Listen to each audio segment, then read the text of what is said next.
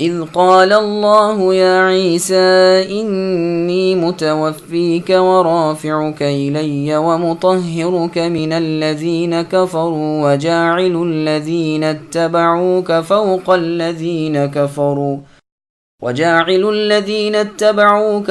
الذين كفروا إلى يوم القيامة ثم إلي مرجعكم فأحكم بينكم فيما كنتم فيه تختلفون فأما الذين كفروا فأعذبهم عذابا شديدا في الدنيا والآخرة وما لهم من ناصرين وأما الذين آمنوا وعملوا الصالحات فيوفيهم أجورهم والله لا يحب الظالمين ذلك نتلوه عليك من الآيات والذكر الحكيم۔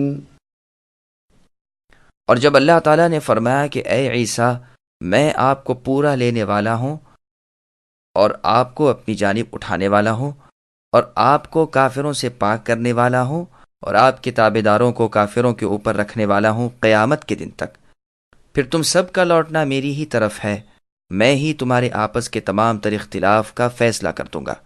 پس کافروں کو تو میں دنیا اور آخرت میں سخت تر عذاب کروں گا اور ان کا کوئی مددگار نہ ہوگا، لیکن ایمان والوں اور نیک اعمال والوں کو اللہ تعالیٰ ان کا ثواب پورا دیں گے۔ اللہ تعالیٰ ظالموں سے محبت نہیں کرتے۔ یہ جسے ہم اے نبی آپ کے سامنے پڑھ رہے ہیں آیات ہیں اور حکمت والی نصیحت ہے۔ سامعین، اب ان آیتوں کی تفسیر سماعت کیجیے۔ عیسیٰ علیہ السلام کا آسمانوں پر اٹھایا جانا۔ قتادہ رحمہ اللہ وغیرہ بعض مفسرین تو فرماتے ہیں مطلب یہ ہے کہ میں آپ کو اے عیسیٰ اپنی طرف اٹھا لوں گا، پھر اس کے بعد آپ کو فوت کروں گا۔ ابن عباس رضی اللہ عنہما فرماتے ہیں یعنی میں آپ کو مارنے والا ہوں۔ وہب ابن منبہ رحمہ اللہ فرماتے ہیں کہ اللہ تعالیٰ نے آپ کو اٹھاتے وقت شروع دن میں 3 ساعت تک فوت کر دیا تھا۔ ابن اسحاق رحمہ اللہ کہتے ہیں کہ نصارہ کا خیال ہے کہ اللہ تعالیٰ نے آپ کو 7 ساعت تک فوت رکھا پھر زندہ کیا۔ وہب فرماتے ہیں کہ 3 دن تک موت رہی پھر زندہ کر کے اٹھا لیا۔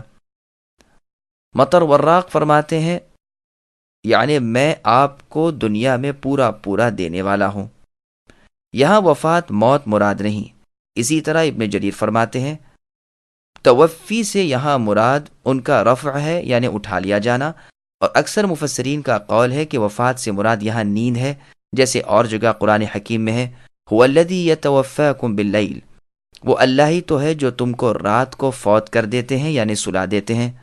اور جگہ اللہ کا فرمان ہے اللہ یتوفی الانفس حین موتها والتی لم تمت فی منامها، یعنی اللہ تعالیٰ جانوں کو فوت کرتے ہیں ان کی موت کے وقت، اور جو نہیں مرتی انہیں ان کی نیند کے وقت۔ رسول اللہ صلی اللہ علیہ وسلم جب نیند سے بیدار ہوتے تو فرماتے الحمدللہ الذی احیانا بعد ما اماتنا، یعنی اللہ کا شکر اور تعریف ہے کہ جنہوں نے ہمیں مار ڈالنے کے بعد پھر زندہ کر دیا۔ یہ حدیث بخاری اور مسلم کی ہے۔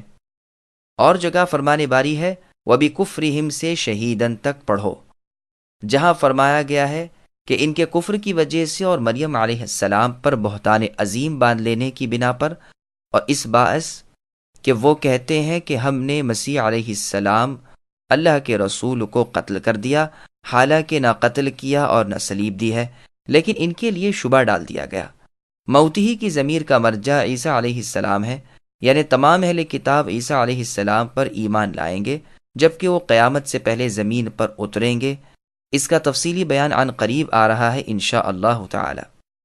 پس اس وقت تمام اہل کتاب ان پر ایمان لائیں گے، کیونکہ نہ وہ جزیہ لیں گے نہ سوائے اسلام کی اور کوئی بات قبول کریں گے۔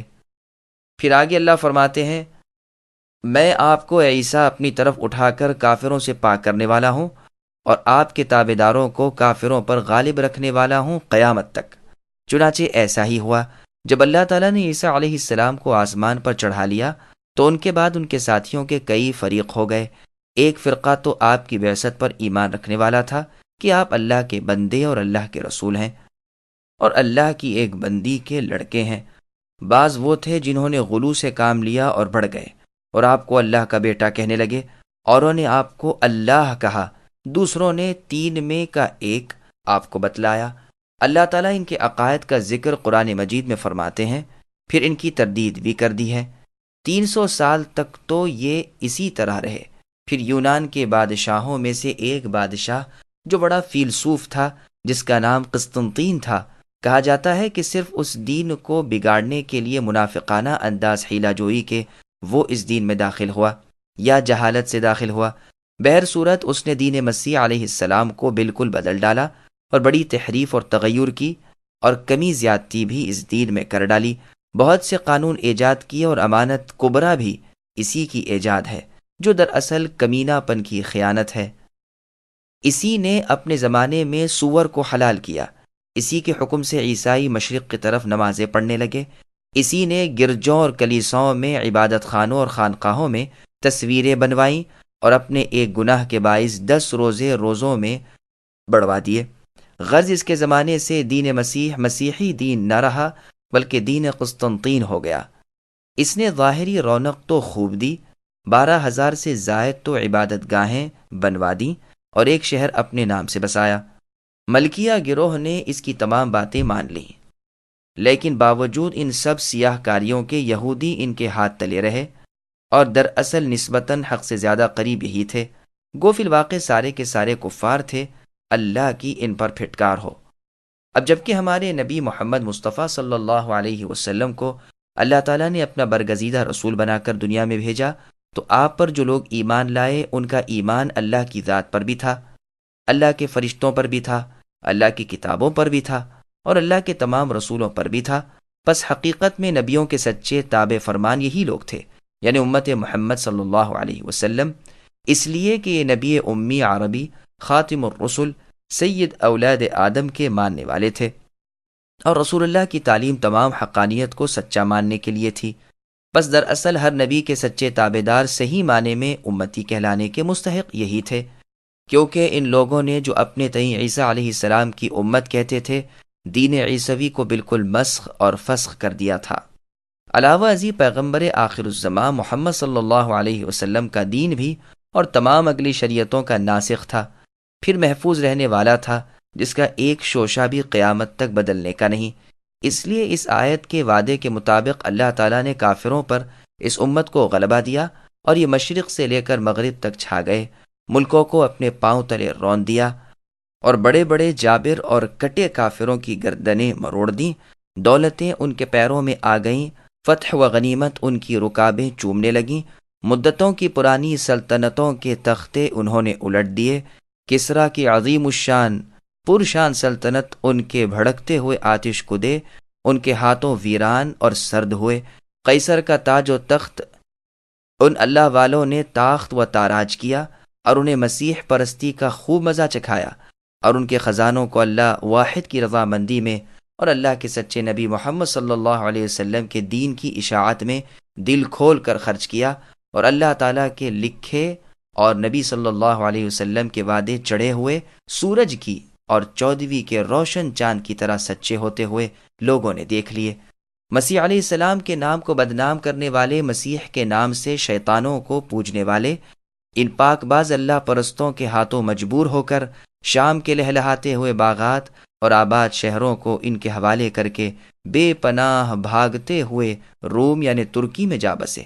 پھر وہاں سے بھی یہ بے عزت کر کے نکالے گئے اور اپنے بادشاہ کے خاص شہر قسطنطینیہ میں پہنچے، لیکن پھر وہاں سے بھی ذلیل و خوار کر کے نکال دیے گئے، اور انشاءاللہ العزیز اسلام اور اہل اسلام قیامت تک ان کے اوپر ہی رہیں گے۔ سب سچوں کے سردار، جن کی سچائی پر اللہ کی مہر لگ چکی ہے، یعنی محمد صلی اللہ علیہ وسلم خبر دے چکے ہیں، جو اٹل ہے، نہ کاٹے کٹے، نہ توڑے ٹوٹے، نہ ٹالے ٹلے، فرماتے ہیں کہ آپ کی امت کا آخری گروہ قسطنطینیہ کو فتح کرے گا اور وہاں کے تمام خزانے اپنے قبضے میں کرے گا، اور رومیوں سے ان کی وہ گھمسان لڑائی ہوگی کہ اس کی نظیر سے دنیا خالی ہو۔ یہ روایت مسلم کی ہے۔ ہماری دعا ہے کہ ہر زمانے میں اللہ اس امت کے حامی و ناصر رہیں، اور روئے زمین کے کفار پر انہیں غالب رکھیں، اور انہیں سمجھ دیں کہ نہ یہ اللہ کے سوا کسی کی عبادت کریں، نہ محمد صلی اللہ علیہ وسلم کے سوا کسی کی اطاعت کریں۔ یہی اصل ہے اسلام کی، اور یہی گرہ عروج دنیاوی کا میں نے اس سب کو ایک علیحدہ کتاب میں جمع کر دیا ہے۔ آگے اللہ کے قول پر نظر ڈالیے کہ مسیح علیہ السلام کے ساتھ کفر کرنے والے یہود اور آپ کی شان میں بڑی چڑھی باتیں بنا کر بہکنے والے نصرانیوں کو قتل و قید کی، مال اور سلطنت کے تباہ ہو جانے کی سزا دی، اور آخرت کا عذاب وہیں دیکھ لینا جہاں نہ کوئی بچا سکے نہ مدد کر سکے، اور ان کے برخلاف ایمانداروں کو پورا اجر اللہ تعالیٰ عطا فرمائیں گے۔ دنیا میں بھی فتح اور نصرت، عزت و حرمت عطا ہوگی، اور عقبہ یعنی آخرت میں انجام کار کے اعتبار سے بھی خاص رحمتیں اور نعمتیں ملیں گی۔ اللہ تعالیٰ ظالموں کو ناپسند رکھتے ہیں۔ پھر فرمایا، اے نبی صلی اللہ علیہ وسلم، یہ بھی حقیقت عیسیٰ علیہ السلام کی اور ان کی ابتدائے پیدائش کی اور ان کے امر کی جو اللہ تعالیٰ نے لوح محفوظ سے آپ کی طرف بذریعے اپنی خاص وحی کے اتار دی، جس میں کوئی شک و شبہ نہیں۔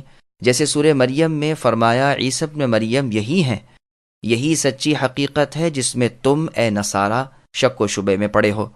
اللہ کو تو لائق ہی نہیں کہ اللہ کی اولاد ہو، وہ اس سے بالکل پاک ہیں۔ وہ جو کرنا چاہے کہہ دیتے ہیں، ہو جا، بس وہ ہو جاتا ہے۔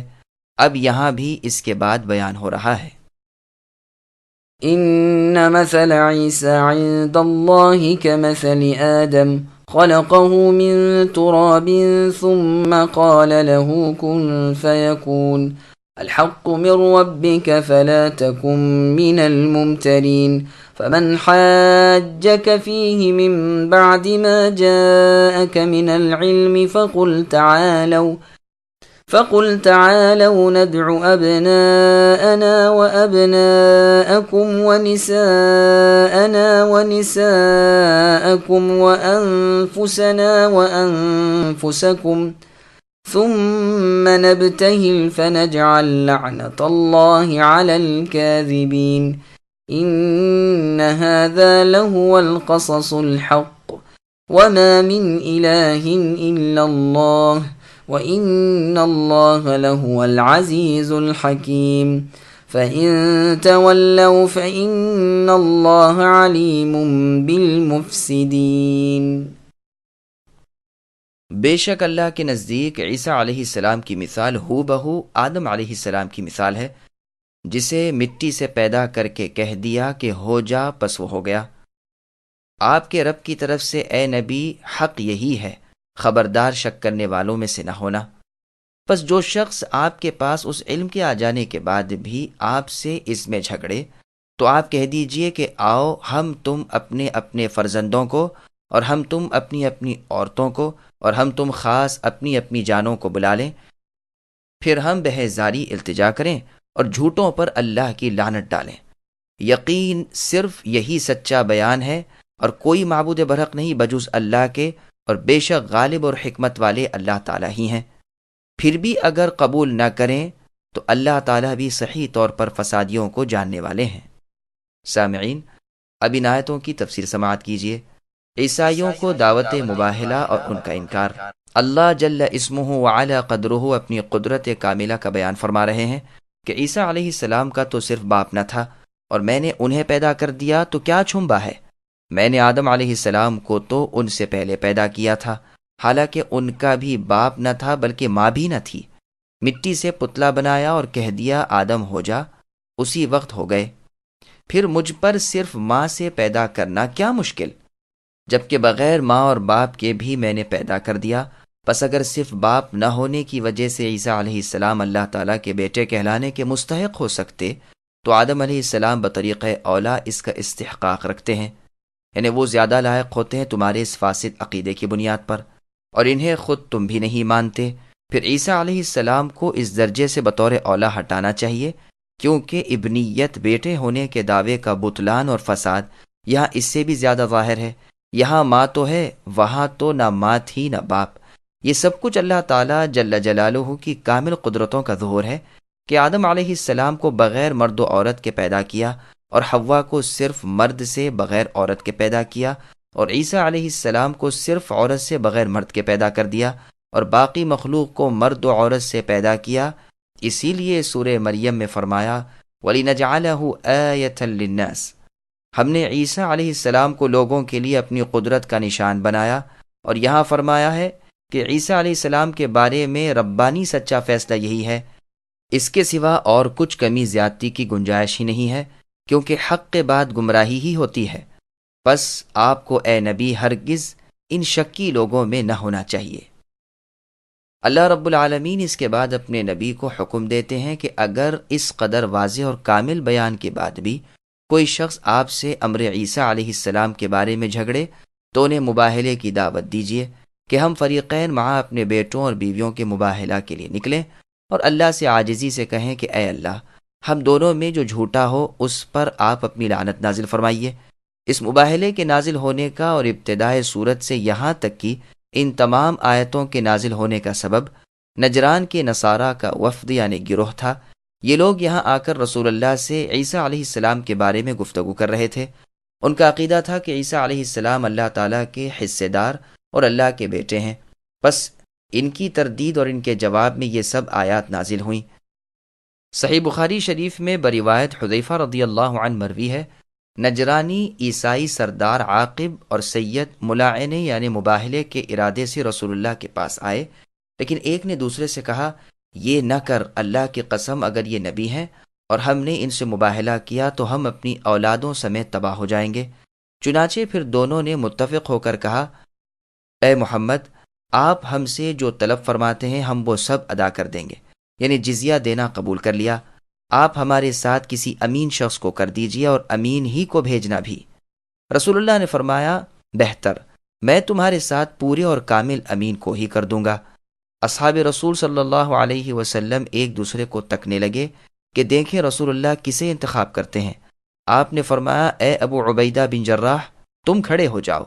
جب یہ کھڑے ہوئے تو رسول اللہ نے فرمایا، یہ ہیں اس امت کے امین۔ صحیح بخاری شریف کی اور حدیث میں ہے کہ ہر امت کا امین ہوتا ہے، اور اس امت کے امین ابو عبیدہ بن جراح رضی اللہ عنہ ہیں۔ مسند احمد میں ابن عباس رضی اللہ عنہما سے مروی ہے کہ ابو جہل ملعون نے کہا، اگر میں محمد صلی اللہ علیہ وسلم کو کعبے میں نماز پڑھتے دیکھ لوں گا تو ان کی گردن کچل دوں گا۔ فرماتے ہیں کہ رسول اللہ نے فرمایا، اگر وہ یعنی ابو جہل ایسا کرتا تو سب کے سب دیکھتے کہ فرشتے اسے دبوچ لیتے۔ اور یہودیوں سے جب قرآن نے کہا تھا کہ آؤ جھوٹوں کے لیے موت مانگو، اگر وہ مانگتے تو یقیناً سب کے سب مر جاتے اور اپنی جگہ جہنم کی آگ میں دیکھ لیتے۔ اور جب نصرانیوں کو مباہلے کی دعوت دی گئی تھی، اگر وہ رسول اللہ کے مقابلے میں مباہلے کے لیے نکلتے تو لوٹ کر اپنے مالوں کو اور اپنے بال بچوں کو نہ پاتے۔ صحیح بخاری، ترمذی اور نسائی میں بھی یہ حدیث ہے۔ امام ترمذی اسے حسن صحیح کہتے ہیں۔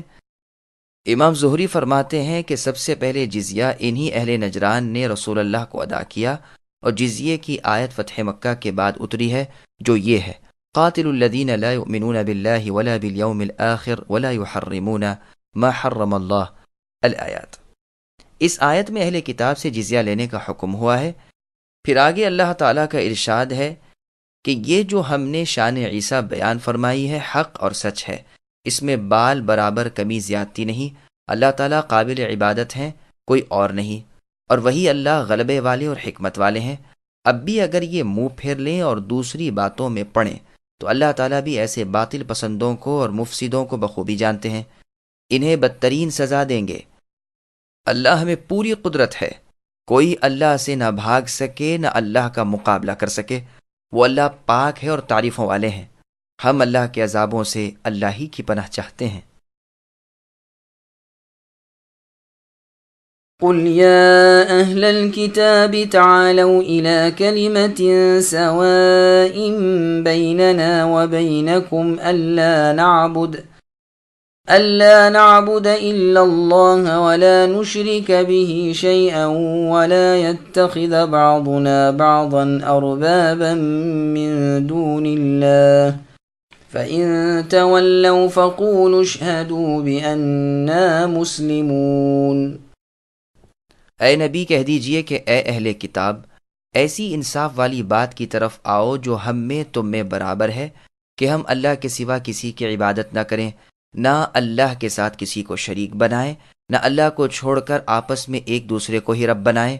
پس اگر وہ منہ پھیر لیں تو آپ کہہ دیجئے کہ گواہ رہو ہم تو مسلمان ہیں۔ سامعین اب اس آیت کی تفسیر سماعت کیجئے۔ عیسائیوں کو دعوت توحید۔ یہودیوں، نصرانیوں اور انہی جیسے لوگوں سے یہاں خطاب ہو رہا ہے۔ کلمے کا اطلاق مفید جملے پر ہوتا ہے، جیسے یہاں کلمہ کہہ کر پھر سواء کے ساتھ اس کا وصف بیان کیا گیا۔ سواء کے معنی عدل و انصاف والا، جس میں ہم تم برابر ہیں۔ پھر اس کی تفسیر کی کہ وہ بات یہ ہے کہ ایک اللہ کی عبادت کریں اور اللہ کے ساتھ نہ کسی بت کو پوجیں، نہ صلیب کو، نہ تصویر کو، نہ اللہ کے سوا کسی اور کو، نہ آگ کو، نہ کسی چیز کو، بلکہ تنہا اللہ اکیلے کو جن کا کوئی شریک نہیں ہے، انہی کی عبادت کریں۔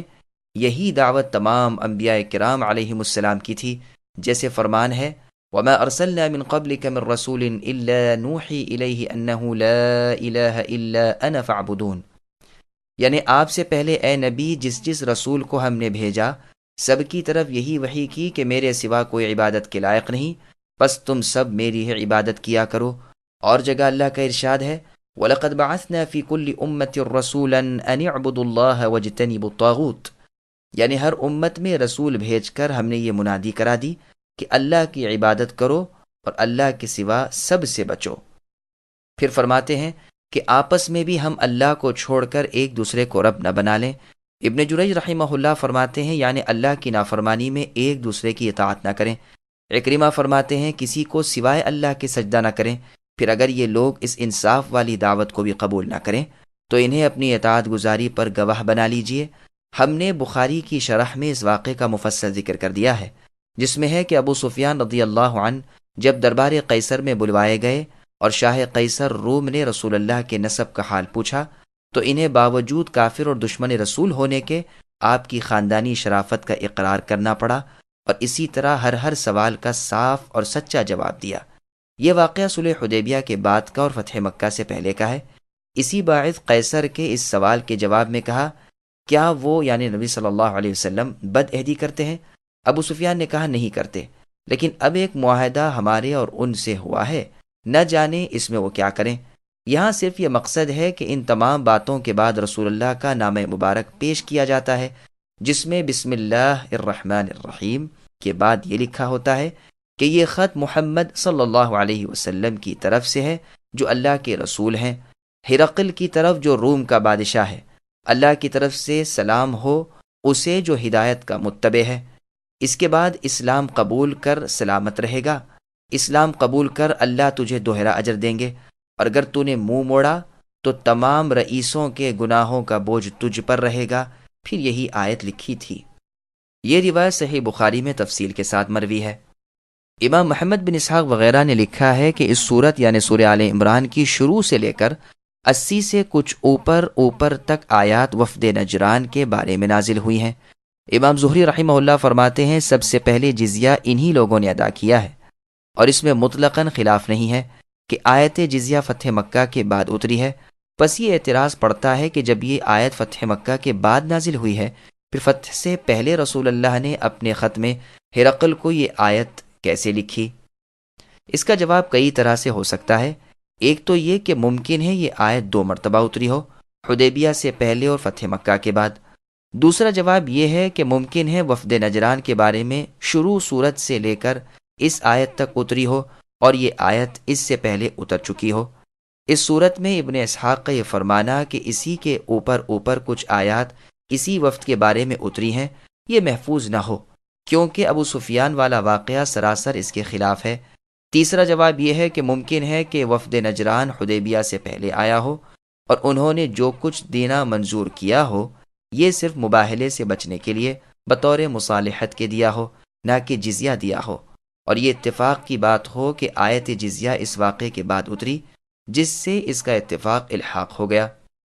جیسے کہ عبداللہ بن جحش رضی اللہ عنہ نے بدر سے پہلے کے غزوے میں مال غنیمت کو 5 حصوں میں تقسیم کیا اور 5واں حصہ باقی رکھ کر اور دوسرے حصے لشکر میں تقسیم کر دیے۔ پھر اس کے بعد مال غنیمت کی آیات بھی اسی کے مطابق اتری اور یہی حکم ہوا۔ چوتھا جواب یہ ہے کہ احتمال ہے کہ رسول اللہ نے اپنے خط میں جو ہرقل کو بھیجا اس میں یہ بات اسی طرح بطور خود لکھی ہو، پھر رسول اللہ کے الفاظ ہی میں وحی بھی نازل ہوئی ہو، جیسے کہ عمر بن الخطاب رضی اللہ عنہ کے پردے کے حکم کے بارے میں اسی طرح آیت اتری اور بدری قیدیوں کے بارے میں انہی کی موافقت میں فرمان باری تعالیٰ نازل ہوا، اور منافقوں کا جنازہ نہ پڑھنے کی بابت بھی انہی کی بات قائم رکھی گئی، اور مقام ابراہیم کو مصلی بنانے کی بابت بھی اسی طرح وحی نازل ہوئی۔ عسى ربه ان طلقكن بھی انہی کی موافقت میں اتری، پس یہ آیت بھی اسی طرح رسول اللہ کے فرمان کی موافقت میں ہی اتری ہو، یہ بہت ممکن ہے، واللہ اعلم۔ يا أهل الكتاب لم تحاجون في إبراهيم وما أنزلت التوراة والإنجيل إلا من بعده أفلا تعقلون ها أنتم هؤلاء حاججتم فيما لكم به علم فلم تحاجون فيما ليس لكم به علم والله يعلم وأنتم لا تعلمون ما كان إبراهيم يهوديا ولا نصرانيا ولكن كان حنيفا مسلما وما كان من المشركين إن أولى الناس بإبراهيم للذين اتبعوه وهذا النبي والذين آمنوا واللہ ولی المؤمنین۔ اے اہل کتاب، تم ابراہیم علیہ السلام کی بابت کیوں جھگڑتے ہو، حالانکہ تورات و انجیل تو ان کے بعد ہی نازل کی گئیں، کیا تم پھر بھی نہیں سمجھتے؟ سنو، تم لوگ اس میں جھگڑ چکے جس کا تم کو علم تھا، پھر اب اس بات میں کیوں جھگڑتے ہو جس کا تم کو علم ہی نہیں، اور اللہ تعالیٰ جانتے ہیں اور تم نہیں جانتے۔ ابراہیم علیہ السلام تو نہ یہودی تھے نہ نصرانی تھے، بلکہ وہ تو ایک طرفہ خالص مسلمان تھے، وہ مشرک بھی نہ تھے۔ سب لوگوں سے زیادہ ابراہیم علیہ السلام سے نزدیک تر وہ لوگ ہیں جنہوں نے ان کا کہا مانا، اور یہ نبی محمد صلی اللہ علیہ وسلم اور جو لوگ ایمان لائے، مؤمنوں کے ولی اور سہارا اللہ تعالیٰ ہی ہیں۔ سامعین، اب ان آیتوں کی تفسیر سماعت کیجیے۔ یہود و نصارہ کے بے علمی پر مبنی جھگڑے۔ یہودی ابراہیم علیہ السلام کو اپنے میں سے اور نصرانی ابراہیم علیہ السلام کو اپنے میں سے کہتے اور آپس میں اس پر بحث و مباحثے کرتے رہتے تھے۔ اللہ تعالیٰ ان آیتوں میں دونوں کے دعوے کی تردید کرتے ہیں۔ اللہ مخاطب ہو کر یہود و نصارہ سے کہہ رہے ہیں کہ تم خلیل اللہ ابراہیم علیہ السلام کو اپنے میں سے کیسے بتاتے ہو، حالانکہ ان کے زمانے میں نہ موسیٰ علیہ السلام تھے نہ تورات۔ موسیٰ علیہ السلام اور کتاب تورات تو خلیل اللہ ابراہیم علیہ السلام کے بعد آئی۔ اسی طرح اے نصرانیوں، تم ابراہیم علیہ السلام کو نصرانی کیسے کہہ سکتے ہو، حالانکہ نصرانیت تو ان کے صدیوں بعد ظہور میں آئی؟ کیا تم اتنی موٹی بات سمجھنے کی عقل بھی نہیں رکھتے؟ پھر ان دونوں فرقوں کے اس بے علمی کے جھگڑے پر انہیں رب عالم ملامت کرتے ہیں کہ اگر تم بحث و مباحثہ دینی امور میں جو تمہارے پاس ہیں کرتے تو بھی خیر ایک بات تھی، تم تو اس میں گفتگو کرتے ہو جس میں دونوں کو مطلق علم نہیں۔ تم کو چاہیے کہ جس چیز کا علم نہ ہو اسے جاننے والے خبردار اللہ کے حوالے کرتے، جو ہر چیز کی حقیقت کو جانتے ہیں اور چھپی کھلی تمام چیزوں کا علم رکھتے ہیں۔ اسی لیے فرمایا اللہ تعالیٰ جانتے ہیں اور تم محض بے خبر ہو۔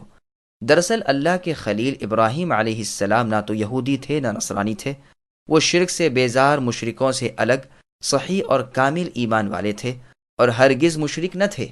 یہ آیت مثل اس آیت کے ہے جو سورہ بقرہ میں گزر چکی۔ اللہ نے فرمایا وَقَالُوا كُونُوا هُودًا أَوْ نَصَارَىٰ تَهْتَدُوا، یعنی یہودی و نصرانی کہتے ہیں کہ یہودی نصرانی بننے میں ہدایت ہے۔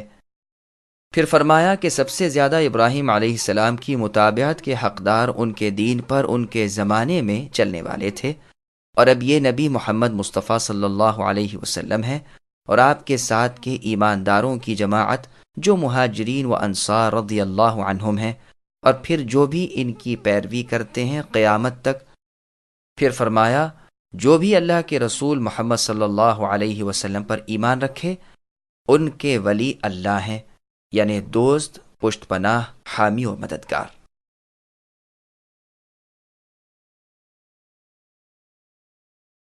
وَدَّت طَّائِفَةٌ مِّنْ أَهْلِ الْكِتَابِ لَوْ يُضِلُّونَكُمْ وَمَا يُضِلُّونَ إِلَّا أَنفُسَهُمْ وَمَا يَشْعُرُونَ يا أهل الكتاب لم تكفرون بآيات الله وأنتم تشهدون يا أهل الكتاب لم تلبسون الحق بالباطل وتكتمون الحق وأنتم تعلمون وقالت طائفة من أهل الكتاب آمنوا بالذي أنزل على الذين آمنوا وجه النهار آمنوا بالذي أنزل على الذين آمنوا وجه النهار واكفروا آخره لعلهم يرجعون ولا تؤمنوا إلا لمن تبع دينكم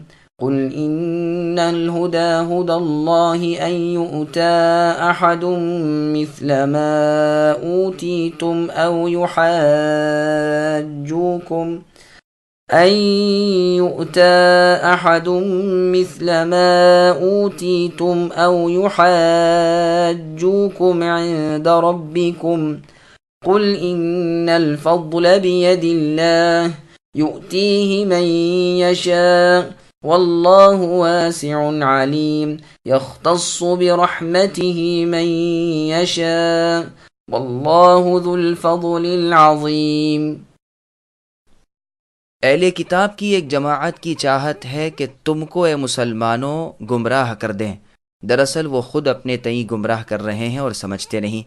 اے اہل کتاب، تم باوجود قائل ہونے کے پھر بھی دانستہ یعنی جان بوجھ کر کیوں کفر کر رہے ہو؟ اے اہل کتاب، باوجود جاننے کے حق و باطل کو کیوں خلط ملط کر رہے ہو اور کیوں حق کو چھپا رہے ہو؟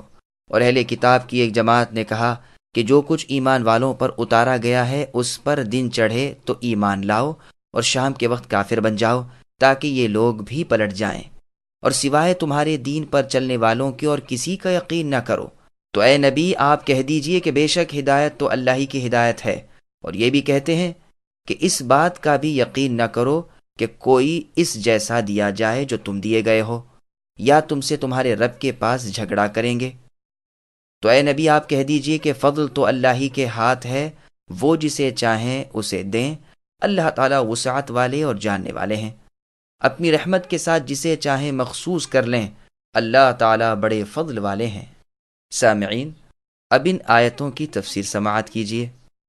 یہودیوں کی بری خصلتوں کا تذکرہ یہاں بیان ہو رہا ہے کہ ان یہودیوں کے حسد کو دیکھو کہ مسلمانوں سے کیسے کچھ جل کھڑ رہے ہیں، انہیں بہکانے کی کیا کیا پوشیدہ ترکیبیں کرتے ہیں، کیسے کیسے مکر و فریب کے جال بچھاتے ہیں، حالانکہ دراصل ان تمام چیزوں کا وبال خود ان کی جانوں پر ہے، لیکن انہیں اس کا بھی شعور نہیں۔ پھر انہیں ان کی یہ ذلیل حرکت یاد دلائی جا رہی ہے کہ تم سچائی جانتے ہوئے حق کو بھی پہچانتے ہوئے اللہ تعالیٰ کی آیتوں سے منکر ہو رہے ہیں۔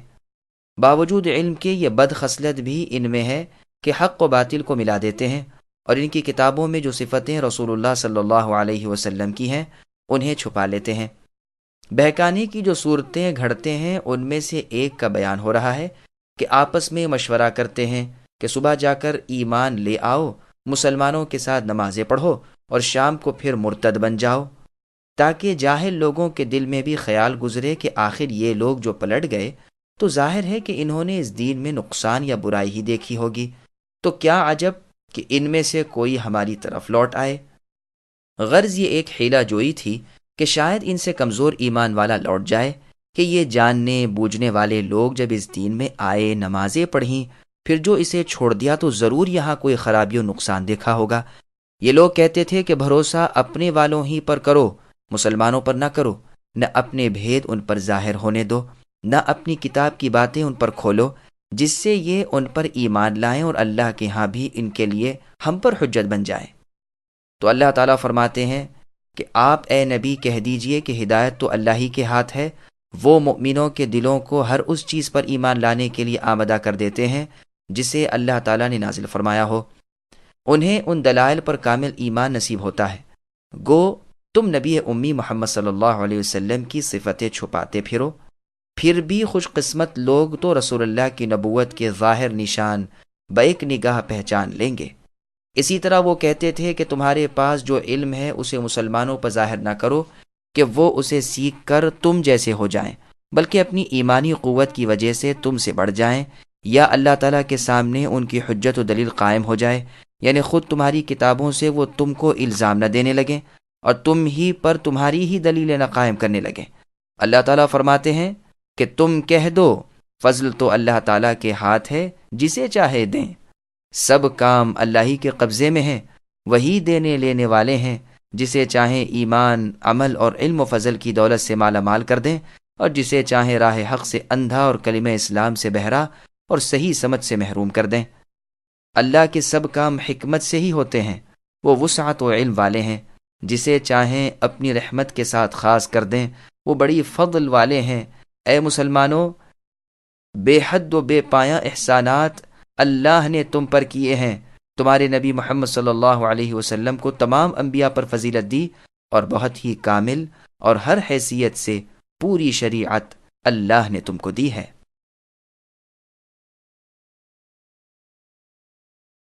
وَمِنْ أَهْلِ الْكِتَابِ مَنْ إِنْ تَأْمَنْهُ بِقِنْطَارٍ يُؤَدِّهِ إِلَيْكَ وَمِنْهُمْ مَنْ إِنْ تَأْمَنْهُ بِدِينَارٍ لَا يُؤَدِّهِ إِلَيْكَ إِلَّا مَا دُمْتَ عَلَيْهِ قَائِمًا ذَلِكَ بِأَنَّهُمْ قَالُوا لَيْسَ عَلَيْنَا فِي الْأُمِّيِّينَ سَبِيلٌ وَيَقُولُونَ عَلَى اللَّهِ الْكَذِبَ وَهُمْ يَعْلَمُونَ بَلَى مَنْ أَوْفَى بِعَهْدِهِ وَاتَّقَى فَإِنَّ اللَّهَ يُحِبُّ الْمُتَّقِينَ۔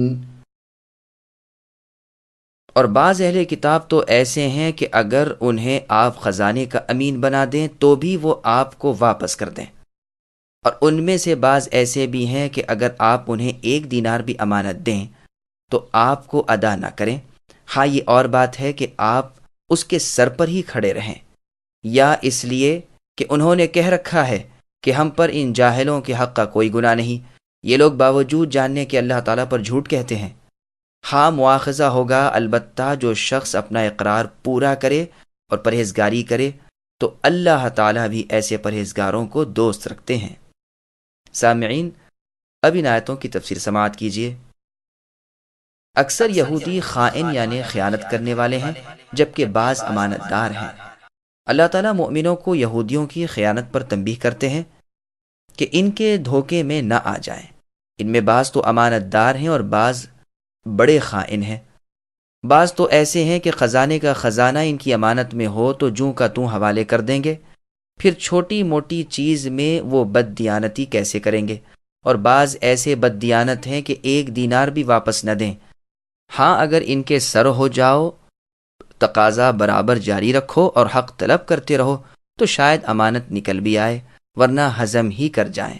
جب 1 دینار پر یہ بددیانتی ہے تو بڑی رقم کو کیوں چھوڑنے لگیں۔ لفظ قنطار کی پوری تفسیر سورہ کے اول میں ہی بیان ہو چکی ہے، اور دینار تو مشہور ہی ہے۔ ابن ابی حاتم میں ہے کہ مالک ابن دینار رحمہ اللہ کا قول مروی ہے کہ دینار کو اس لیے دینار کہتے ہیں کہ وہ دین یعنی ایمان بھی ہے اور نار یعنی آگ بھی ہے۔ مطلب یہ ہے کہ حق کے ساتھ لو تو دین، ناحق لو تو نار یعنی آتش دوزخ۔ اس موقع پر اس حدیث کا بیان کرنا بھی مناسب معلوم ہوتا ہے جو صحیح بخاری شریف میں کئی جگہ ہے اور کتاب الکفالہ میں بہت پوری ہے۔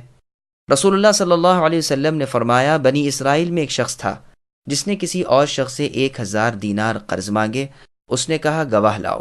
کہا اللہ تعالیٰ کی گواہی کافی ہے۔ اس نے کہا ضامن لاؤ۔ اس نے کہا میں ضمانت بھی اللہ تعالیٰ ہی کی دیتا ہوں۔ وہ اس پر راضی ہو گیا اور وقت ادائیگی مقرر کر کے رقم دے دی۔ وہ اپنے طریقے سفر میں نکل گیا۔ جب کام کاج سے فارغ ہو گیا تو دریا کنارے کسی جہاز کا انتظار کرنے لگا تاکہ جا کر اس کا قرض ادا کر دے، لیکن سواری نہ ملی تو اس نے ایک لکڑی لی اور اسے بیچ میں سے کھوکھلا کر کے اس میں 1000 دینار رکھ دیے اور ایک خط بھی اس کے نام رکھ دیا، پھر منہ بند کر کے اسے دریا میں ڈال دیا اور کہا اے اللہ، آپ اچھی طرح جانتے ہیں کہ میں نے فلاں شخص سے 1000 دینار قرض لیے آپ کی شہادت پر اور آپ کی ضمانت پر، اور اس نے بھی اس پر خوش ہو کر مجھے دے دیے۔ اب میں نے ہر چند کشتی ڈھونڈی کہ جا کر اس کا حق مدت کے اندر ہی اندر دے دوں، لیکن نہ ملی، پس اب عاجز آ کر آپ پر بھروسہ کر کے میں اسے دریا میں ڈال دیتا ہوں۔ آپ اسے اس تک پہنچا دیجیے۔ یہ دعا کر کے لکڑی کو سمندر میں ڈال کر چل دیا۔ لکڑی پانی میں ڈوب گئی۔ یہ پھر بھی تلاش میں رہا کہ کوئی سواری ملے تو جائے اور اس کا حق ادا کر آئے۔ ادھر یہ قرض خواہ شخص دریا کے کنارے آیا کہ شاید وہ مقروض کسی کشتی میں اس کی رقم لے کر آ رہا ہو۔ جب دیکھا کہ کشتی کوئی نہیں آئی اور جانے لگا تو ایک لکڑی کنارے پر پڑی ہوئی تھی۔ یہ سمجھ کر لے لی کہ جلانے کے کام آئے گی۔ گھر جا کر اسے چیرا تو مال اور خط نکل پڑا۔ کچھ دنوں بعد قرض لینے والا شخص آیا اور کہا اللہ تعالیٰ جانتے ہیں کہ میں نے ہر چند کوشش کی کہ سواری ملے تو آپ کے پاس آؤں اور مدت گزرنے سے پہلے ہی آپ کا قرض ادا کر دوں گا، لیکن کوئی سواری نہ ملی، اس لیے دیر لگ گئی۔ اس نے کہا تم نے جو رقم بھیجی تھی وہ اللہ تعالیٰ نے مجھے پہنچا دی ہے، تم اب اپنی یہ رقم واپس لے جاؤ اور راضی خوشی لوٹ جاؤ۔ یہ حدیث بخاری شریف میں تعلیق کے ساتھ بھی ہے، لیکن جزم کے صیغے کے ساتھ اور بعض جگہ سند وار بھی ہے، اور کتابوں میں بھی یہ روایت ہے۔ پھر آگے اللہ فرماتے ہیں کہ امانت میں خیانت کرنے پر، حقدار کے حق کو ادا نہ کرنے پر آمادہ کرنے والی چیز، ان کا یہ غلط خیال ہے کہ ان بددینوں اور ان پڑھوں کا مال کھا جانے میں ہمیں کوئی حرج نہیں، ہم پر یہ مال حلال ہے، جس پر اللہ تعالیٰ فرماتے ہیں کہ یہ اللہ تعالیٰ پر جھوٹ ہے، اور اس بات کا علم خود انہیں بھی ہے، کیونکہ ان کی کتابوں میں بھی ناحق مال کو اللہ تعالیٰ نے حرام قرار دیا ہے، لیکن یہ بیوقوف خود اپنی منمانی اور دل بھاتی باتیں گھڑ کر شریعت کے رنگ میں انہیں رنگ لیتے ہیں۔ پھر ارشاد ہوتا ہے کہ لیکن جو شخص اپنے عہد کو پورا کرے اور ڈرتا رہے، اہل کتاب ہو کر پھر اپنی کتاب کی ہدایت کے مطابق رسول اللہ پر ایمان لائے، جو عہد تمام انبیاء سے بھی ہو چکا ہے اور جس عہد کی پابندی ان کی امتوں پر بھی لازم ہے، پھر اللہ تعالیٰ کی حرام کردہ چیزوں سے اجتناب کرے، اللہ کی شریعت کی اطاعت کرے، رسولوں کے خاتم اور انبیاء کے سردار محمد صلی اللہ علیہ وسلم کی پوری تابعداری کرے، وہ متقی ہے، اور متقی اللہ تعالیٰ کے دوست ہیں، اور ایسوں سے اللہ تعالیٰ محبت کرتے ہیں۔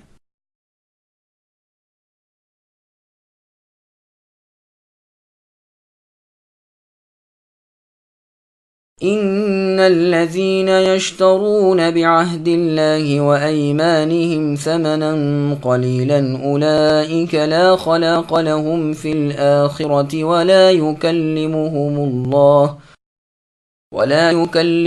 الله ولا ينظر إليهم يوم القيامة ولا يزكيهم ولهم عذاب أليم۔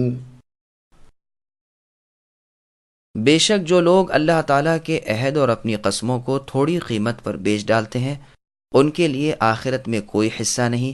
اللہ تعالیٰ نہ ان سے بات چیت کریں گے، نہ ان کی طرف قیامت کے دن دیکھیں گے، نہ انہیں پاک کریں گے، اور ان کے لیے دردناک عذاب ہیں۔ سامعین، ابی سعید کی تفسیر سماعت کیجیے۔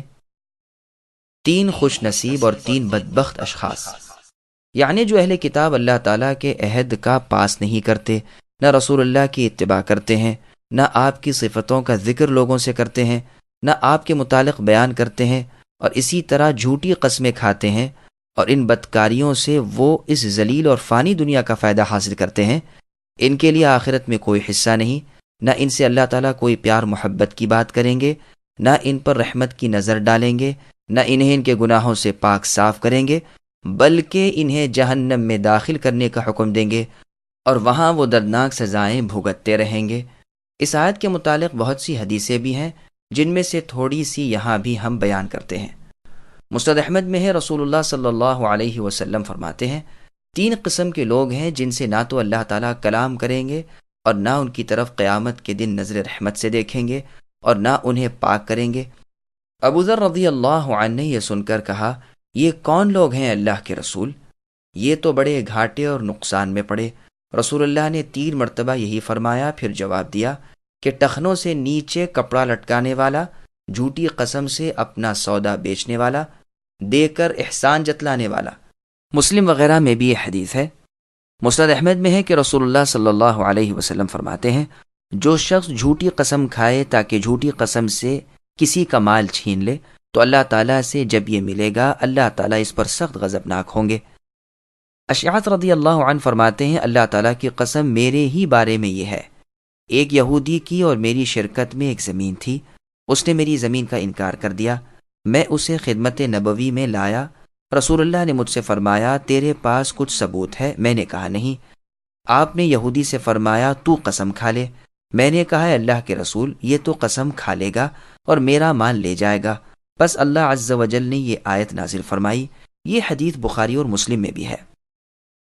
مسند احمد میں ہے کہ ابن مسعود رضی اللہ عنہ فرماتے ہیں رسول اللہ صلی اللہ علیہ وسلم نے فرمایا ہے جو شخص کسی مرد مسلم کا مال بغیر حق کے لے لے وہ اللہ تعالیٰ سے اس حال میں ملے گا کہ اللہ تعالیٰ اس سے ناراض ہوں گے۔ وہیں اشعث بن قیس رضی اللہ عنہ آگے اور فرمانے لگے ابو عبد الرحمن آپ کون سی کیا حدیث بیان کرتے ہیں؟ ہم نے دہرا دی تو فرمایا یہ حدیث میرے ہی بارے میں رسول اللہ نے ارشاد فرمائی ہے۔ میرا اپنے چچا کے لڑکے سے ایک کنویں کے بارے میں جھگڑا تھا جو اس کے قبضے میں تھا۔ رسول اللہ کے پاس جب ہم اپنا مقدمہ لے گئے تو رسول اللہ نے فرمایا یا تو اپنی دلیل اور ثبوت لا کہ یہ کنواں تیرا ہے ورنہ اس کی قسم پر فیصلہ ہوگا۔ میں نے کہا اللہ کے رسول میرے پاس تو کوئی دلیل نہیں اور اگر اس کی قسم پر معاملہ رہا تو یہ تو میرا کنواں لے جائے گا، میرا مقابل تو فاجر شخص ہے۔ اس وقت رسول اللہ نے یہ حدیث بھی بیان فرمائی اور اس آیت کی بھی تلاوت فرمائی۔ ابن ابی حاتم میں ہے کہ عبداللہ بن ابی اوفا رضی اللہ عنہ فرماتے ہیں کہ ایک شخص نے اپنا سودا بازار میں رکھا اور قسم کھائی کہ اس کو اتنا بھاؤ دیا جاتا تھا تاکہ کوئی مسلمان اس میں پھنس جائے۔ بس یہ آیت نازل ہوئی۔ صحیح بخاری میں بھی یہ روایت مروی ہے۔ مسند احمد میں ہے کہ رسول اللہ فرماتے ہیں کہ 3 شخصوں سے اللہ تعالیٰ قیامت کے دن بات نہ کریں گے، نہ ان کی طرف دیکھیں گے، نہ انہیں پاک کریں گے، اور ان کے لیے دکھ درد کے عذاب ہیں۔ ایک وہ جس کے پاس بچا ہوا پانی ہے پھر وہ کسی مسافر کو نہیں دیتا۔ دوسرا وہ جو عصر کے بعد جھوٹی قسم کھا کر اپنا مال فروخت کرتا ہے۔ تیسرا وہ جو مسلمان سے بیعت کرتا ہے، اس کے بعد اگر وہ اسے مال دے تو پوری کرتا ہے اور اگر نہ دے تو بیعت پوری نہیں کرتا۔ یہ حدیث ابو داؤد اور ترمذی میں بھی ہے اور امام ترمذی اسے حسن صحیح کہتے ہیں۔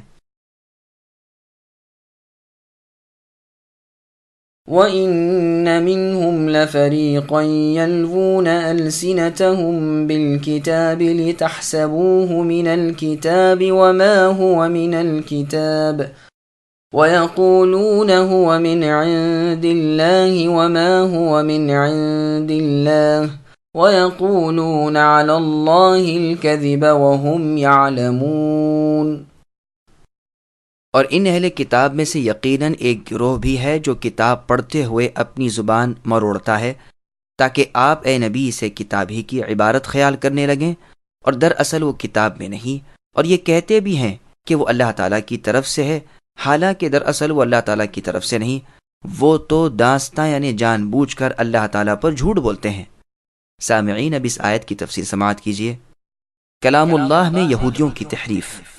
یہاں بھی انہی ملعون یہودیوں کا ذکر ہو رہا ہے کہ ان کا ایک گروہ یہ بھی کرتا ہے کہ کلام اللہ کو اس کی جگہ سے ہٹا دیتا ہے، ربانی کتاب بدل دیتا ہے، اصل مطلب اور صحیح معنی خبط کر دیتا ہے اور جاہلوں کو اس چکر میں ڈال دیتا ہے کہ کتاب اللہ یہی ہے۔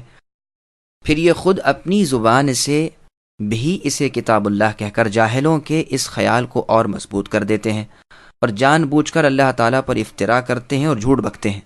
زبان موڑنے سے مطلب یہاں تحریف کرنا ہے۔ ابن عباس رضی اللہ عنہما سے صحیح بخاری شریف میں مروی ہے کہ لوگ تحریف کرتے تھے اور ازالہ کر دیتے تھے۔ مخلوق میں ایسا تو کوئی نہیں جو کتاب اللہ کا لفظ بدل دے، ہاں یہ لوگ تحریف اور بیجا تعویل کرتے تھے۔ وہب ابن منبہ رحمہ اللہ فرماتے ہیں کہ تورات و انجیل اسی طرح ہیں جس طرح اللہ تعالیٰ نے اتاری، ایک حرف بھی ان میں سے نہیں بدلا، لیکن یہ لوگ تحریف و تعویل سے لوگوں کو گمراہ کرتے ہیں، اور جو کتابیں انہوں نے اپنی طرف سے لکھ لی ہیں اور جسے وہ اللہ تعالیٰ کی طرف سے مشہور کر رہے ہیں، ان سے بھی لوگوں کو بہکاتے ہیں، حالانکہ دراصل وہ اللہ تعالیٰ کی طرف سے نہیں لیکن اللہ تعالیٰ کی اصلی کتابیں جو محفوظ ہیں، جو بدلتی نہیں۔ وہب رحمہ اللہ کے اس فرمان کا اگر یہ مطلب ہو کہ ان کے پاس اب جو کتاب ہے تو ہم بالیقین کہتے ہیں کہ وہ بدلی ہوئی ہے اور محرف ہے اور زیادتی اور نقصان سے ہرگز پاک نہیں، اور پھر جو زبان عربی میں ہمارے ہاتھوں میں ہے اس میں تو بڑی خطا ہے اور بہت ہی زیادتی ہے اور کمی بھی اصل سے بہت ہے، اور کھلے ہوئے وہم اور صاف غلطیاں موجود ہیں، بلکہ دراصل اسے ترجمہ کہنا زیبا ہی نہیں۔ وہ تو تفسیر اور وہ بھی بے اعتبار تفسیر ہے، اور پھر ان سمجھداروں کی لکھی ہوئی تفسیر ہے جن میں اکثر بلکہ کل کے کل دراصل محض الٹی سمجھ والے ہیں۔ اور اگر وہب رحمہ اللہ کے فرمان کا یہ مطلب ہو کہ اللہ تعالیٰ کی کتاب جو در حقیقت ربانی کتاب ہے، پس وہ بے شک محفوظ و مصون ہے، اس میں کمی زیادتی ناممکن ہے۔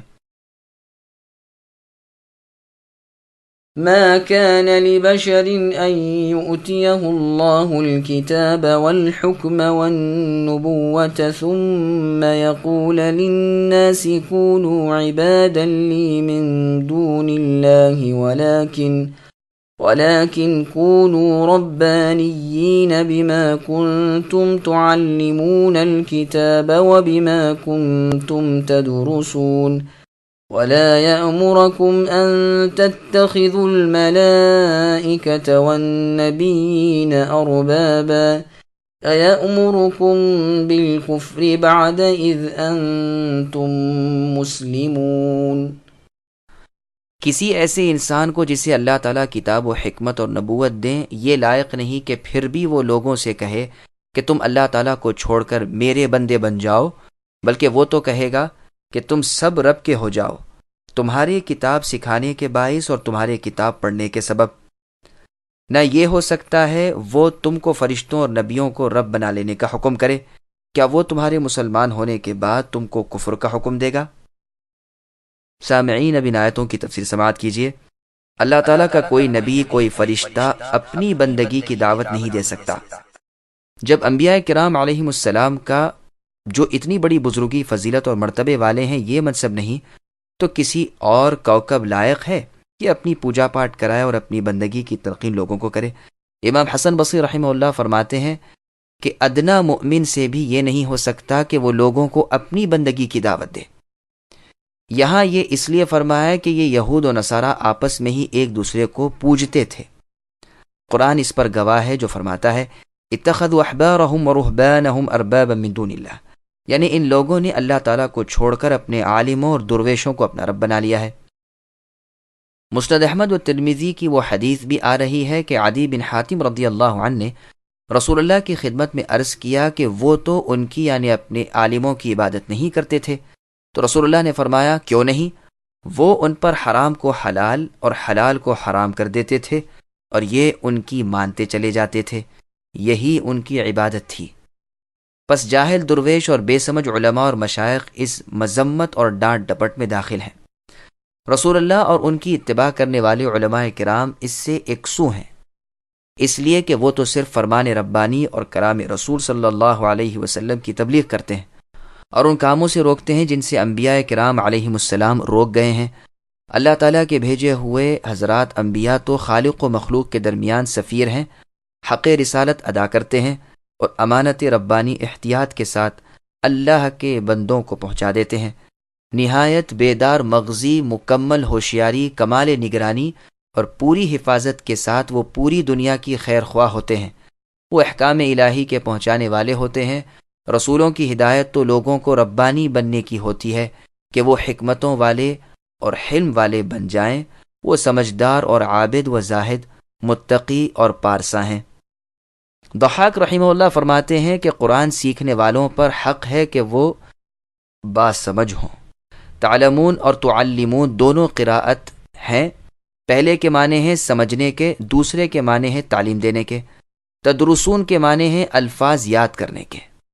پھر آگے اللہ ارشاد فرماتے ہیں کہ وہ یہ حکم نہیں کرتے کہ اللہ تعالیٰ کے سوا اور کی عبادت کرو، خواہ وہ نبی ہو بھیجا ہوا، خواہ فرشتہ ہو اللہ کے قریب۔ یہ تو وہی کر سکتا ہے جو اللہ تعالیٰ کے سوا دوسرے کی عبادت کی دعوت دے، اور جو ایسا کرے اس نے کفر کیا، اور کفر نبیوں کا کام نہیں۔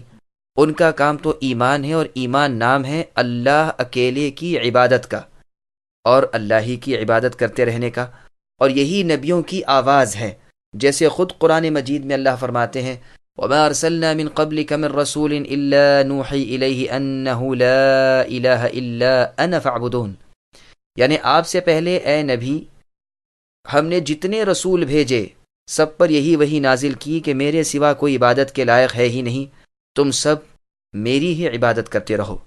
اور جگہ فرمان ہے وَلَقَدْ بَعَثْنَا فِي كُلِّ أُمَّةٍ رَسُولًا أَنِ اعْبُدُوا اللَّهَ وَاجْتَنِبُوا الطَّاغُوتَ، یعنی ہم نے ہر امت میں رسول بھیجا کہ تم اللہ تعالیٰ کی عبادت کرو اور اللہ کے سوا ہر کسی کی عبادت سے بچو۔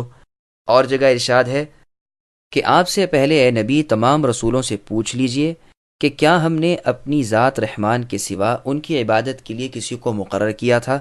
فرشتوں کی طرف سے خبر دیتے ہیں کہ میں یقل منہم، یعنی ان فرشتوں میں سے اگر کوئی کہہ دے کہ میں معبود ہوں اللہ کے علاوہ، تو اسے بھی جہنم کی سزا دیں، اور اسی طرح ہم ظالموں کو بدلہ دیتے ہیں۔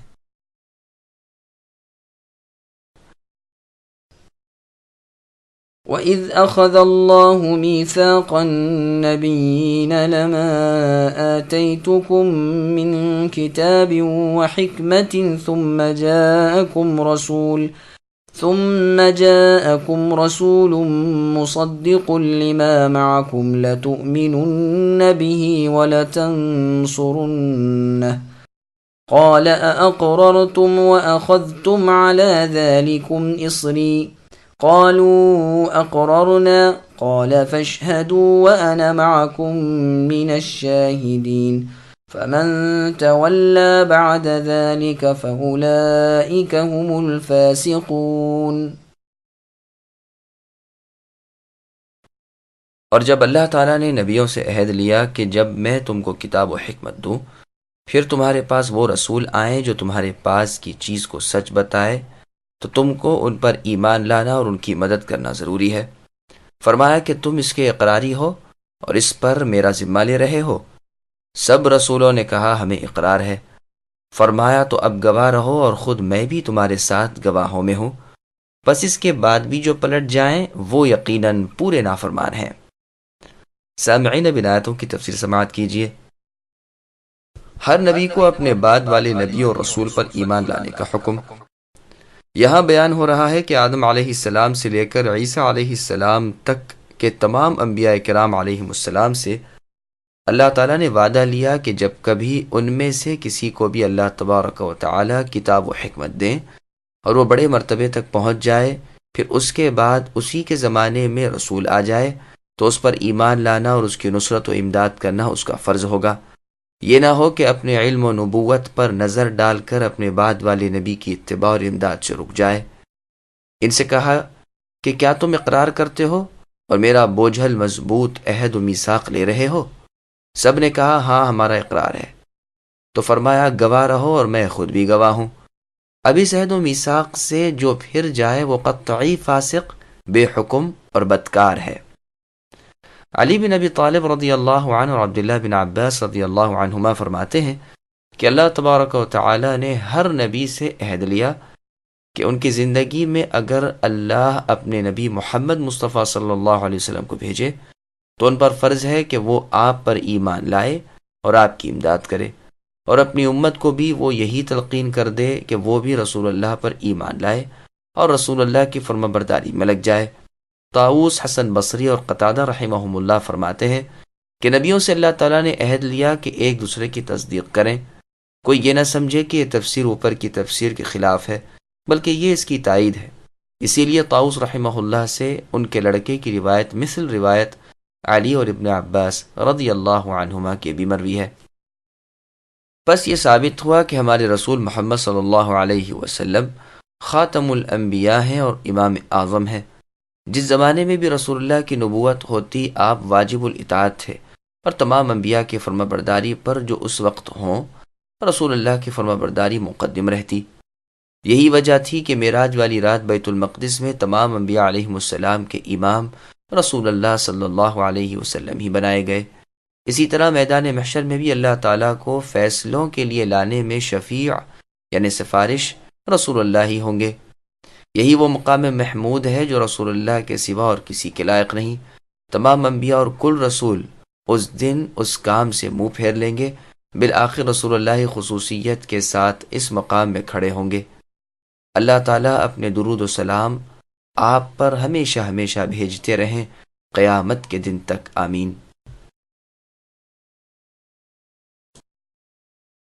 أفغير دين الله يبغون وله أسلم من في السماوات والأرض طوعا وكرها وإليه يرجعون قل آمنا بالله وما أنزل علينا وما أنزل على إبراهيم وإسماعيل وإسحاق ويعقوب والأسباط وما أوتي موسى وعيسى والنبيون من ربهم لا نفرق بين أحد منهم ونحن له مسلمون ومن يبتغ غير الإسلام دينا فلن يقبل منه وهو في الآخرة من الخاسرين۔ کیا پس اللہ تعالیٰ کے دین کے سوا اور دین کی تلاش میں ہیں؟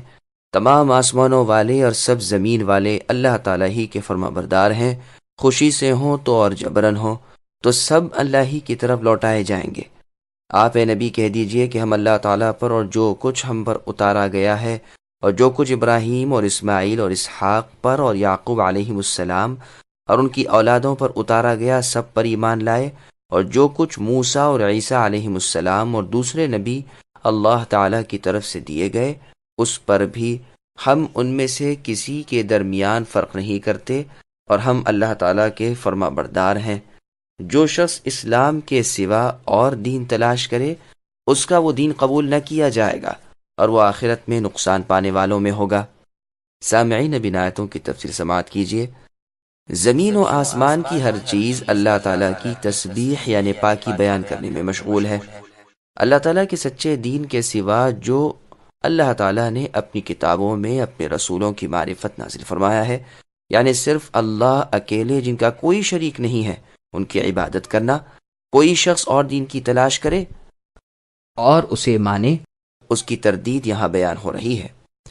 پھر فرمایا کہ آسمان و زمین کی تمام چیزیں اللہ کی مطیع ہیں، فرما بردار ہیں، خواہ خوشی سے ہوں خواہ ناخوشی سے، جیسے کہ اللہ تعالیٰ فرماتے ہیں وَلِلَّهِ يَسْجُدُ مَن فِي السَّمَاوَاتِ وَالْأَرْضِ طَوْعًا وَكَرْهًا، یعنی زمین و آسمان کے تمام تر مخلوقات اللہ تعالیٰ کے سامنے سجدہ کرتی ہے اپنی خوشی سے یا جبراً۔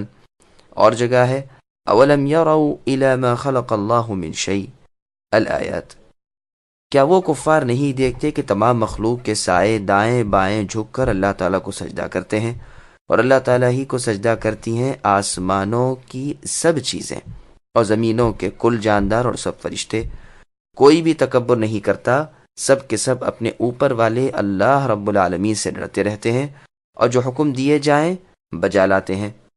پس مؤمنوں کا ظاہر باطن قلب و جسم دونوں اللہ تعالیٰ کے مطیع اور اللہ کے فرما بردار ہوتے ہیں، اور کافر بھی اللہ تعالیٰ کے قبضے میں اور جبراً اللہ تعالیٰ کی جانب جھکا ہوا ہے، اس کے تمام فرمان اس پر جاری ہیں اور وہ ہر طرح قدرت و مشیت اللہ تعالیٰ کے ماتحت ہے، کوئی چیز بھی اللہ کے غلبے اور قدرت سے باہر نہیں۔ صحیح بخاری کی حدیث میں ہے کہ آپ کے رب تعالیٰ کو اے نبی ان لوگوں پر تعجب ہوتا ہے جو جنت کی طرف کھینچے جاتے ہیں زنجیروں اور رسیوں میں باندھ کر۔ اس حدیث کی اور سند بھی ہے، لیکن اس آیت کے معنی تو یہی زیادہ قوی ہیں جو پہلے بیان ہوئے۔ مجاہد رحمہ اللہ فرماتے ہیں کہ یہ آیت اس آیت جیسی ہے وَلَئِن سَأَلْتَهُم مَّنْ خَلَقَ السَّمَاوَاتِ وَالْأَرْضَ لَيَقُولُنَّ اللَّهُ، یعنی اگر آپ ان سے اے نبی پوچھیں کہ آسمانوں اور زمین کو کس نے پیدا کیا تو یقیناً وہ یہی جواب دیں گے کہ اللہ تعالیٰ نے۔ ابن عباس رضی اللہ عنہما فرماتے ہیں اس سے مراد وہ وقت ہے جب روز ازل میں ان سب سے میثاق و عہد لیا تھا اور سب اللہ ہی کی طرف لوٹائے جائیں گے، یعنی قیامت کے دن، اور ہر ایک کو وہ اللہ اس کے عمل کا بدلہ دیں گے۔ پھر فرماتے ہیں آپ اے نبی کہہ دیجئے ہم اللہ پر ایمان لائے اور قرآن پر اور ابراہیم اسماعیل اسحاق اور یعقوب علیہم السلام پر جو صحیفے اور وحی اتری ہم اس پر بھی ایمان لائے، اور ان کی اولادوں پر جو اترا اس پر بھی ہمارا ایمان ہے۔ اسباط سے مراد بنی اسرائیل کے قبائل ہیں جو یعقوب علیہ السلام کی نسل میں سے تھے، یہ یعقوب علیہ السلام کے 12 بیٹوں کی اولاد تھے۔ موسیٰ علیہ السلام کو تورات دی گئی تھی اور عیسیٰ علیہ السلام کو انجیل، اور بھی جتنے انبیاء کرام علیہم السلام اللہ تعالیٰ کی طرف سے کچھ لائے ہمارا ان سب پر ایمان ہے۔ ہم ان میں کوئی تفریق اور جدائی نہیں کرتے کہ کسی کو مانے کسی کو نہ مانے، بلکہ ہمارا سب پر ایمان ہے اور ہم اللہ تعالیٰ کے فرمان گزار ہیں۔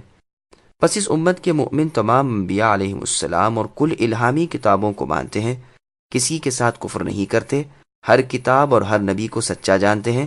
پھر فرمایا کہ اللہ تعالیٰ کے دین اسلام کے سوا جو شخص کسی اور راہ پر چلے اس سے قبولیت دور ہے اور آخرت میں وہ نقصان میں پڑا، جیسا کہ صحیح حدیث میں صحیح بخاری اور مسلم کی اللہ کے رسول صلی اللہ علیہ وسلم کا ارشاد ہے کہ جو شخص ایسا عمل کرے جس پر ہمارا حکم نہ ہو وہ مردود ہے۔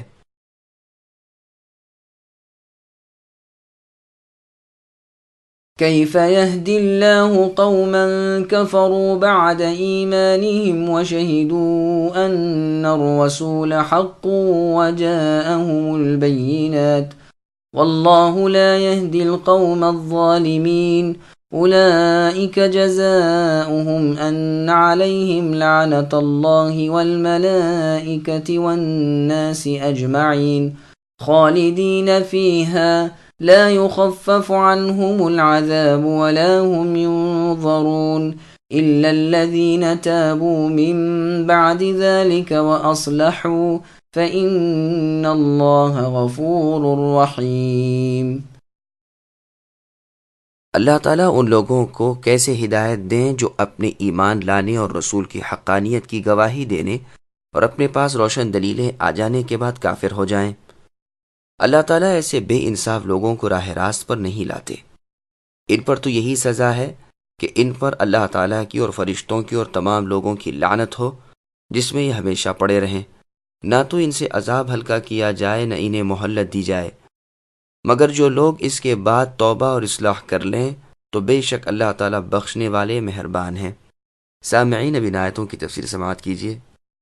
اگر مرتد سچی توبہ کر لے، عبداللہ بن عباس رضی اللہ عنہما فرماتے ہیں کہ ایک انصاری مرتد ہو کر مشرکین میں جا ملا، پھر پچھتانے لگا اور اپنی قوم سے کہلوایا کہ رسول اللہ سے دریافت کرو کیا میری توبہ پھر بھی قبول ہو سکتی ہے؟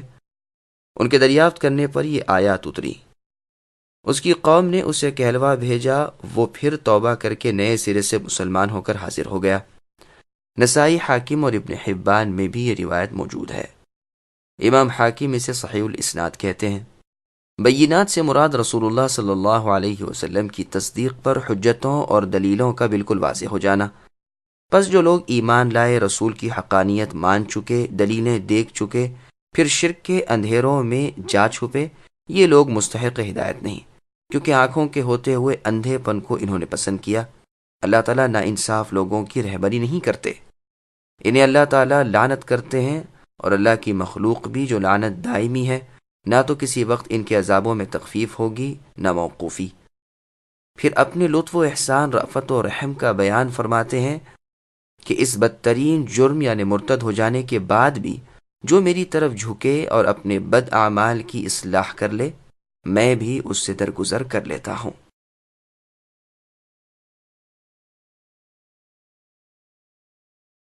ان الذين كفروا بعد ايمانهم ثم ازدادوا كفرا لن تقبل توبتهم واولئك هم الضالون ان الذين كفروا وماتوا وهم كفار فلن يقبل من احدهم ملء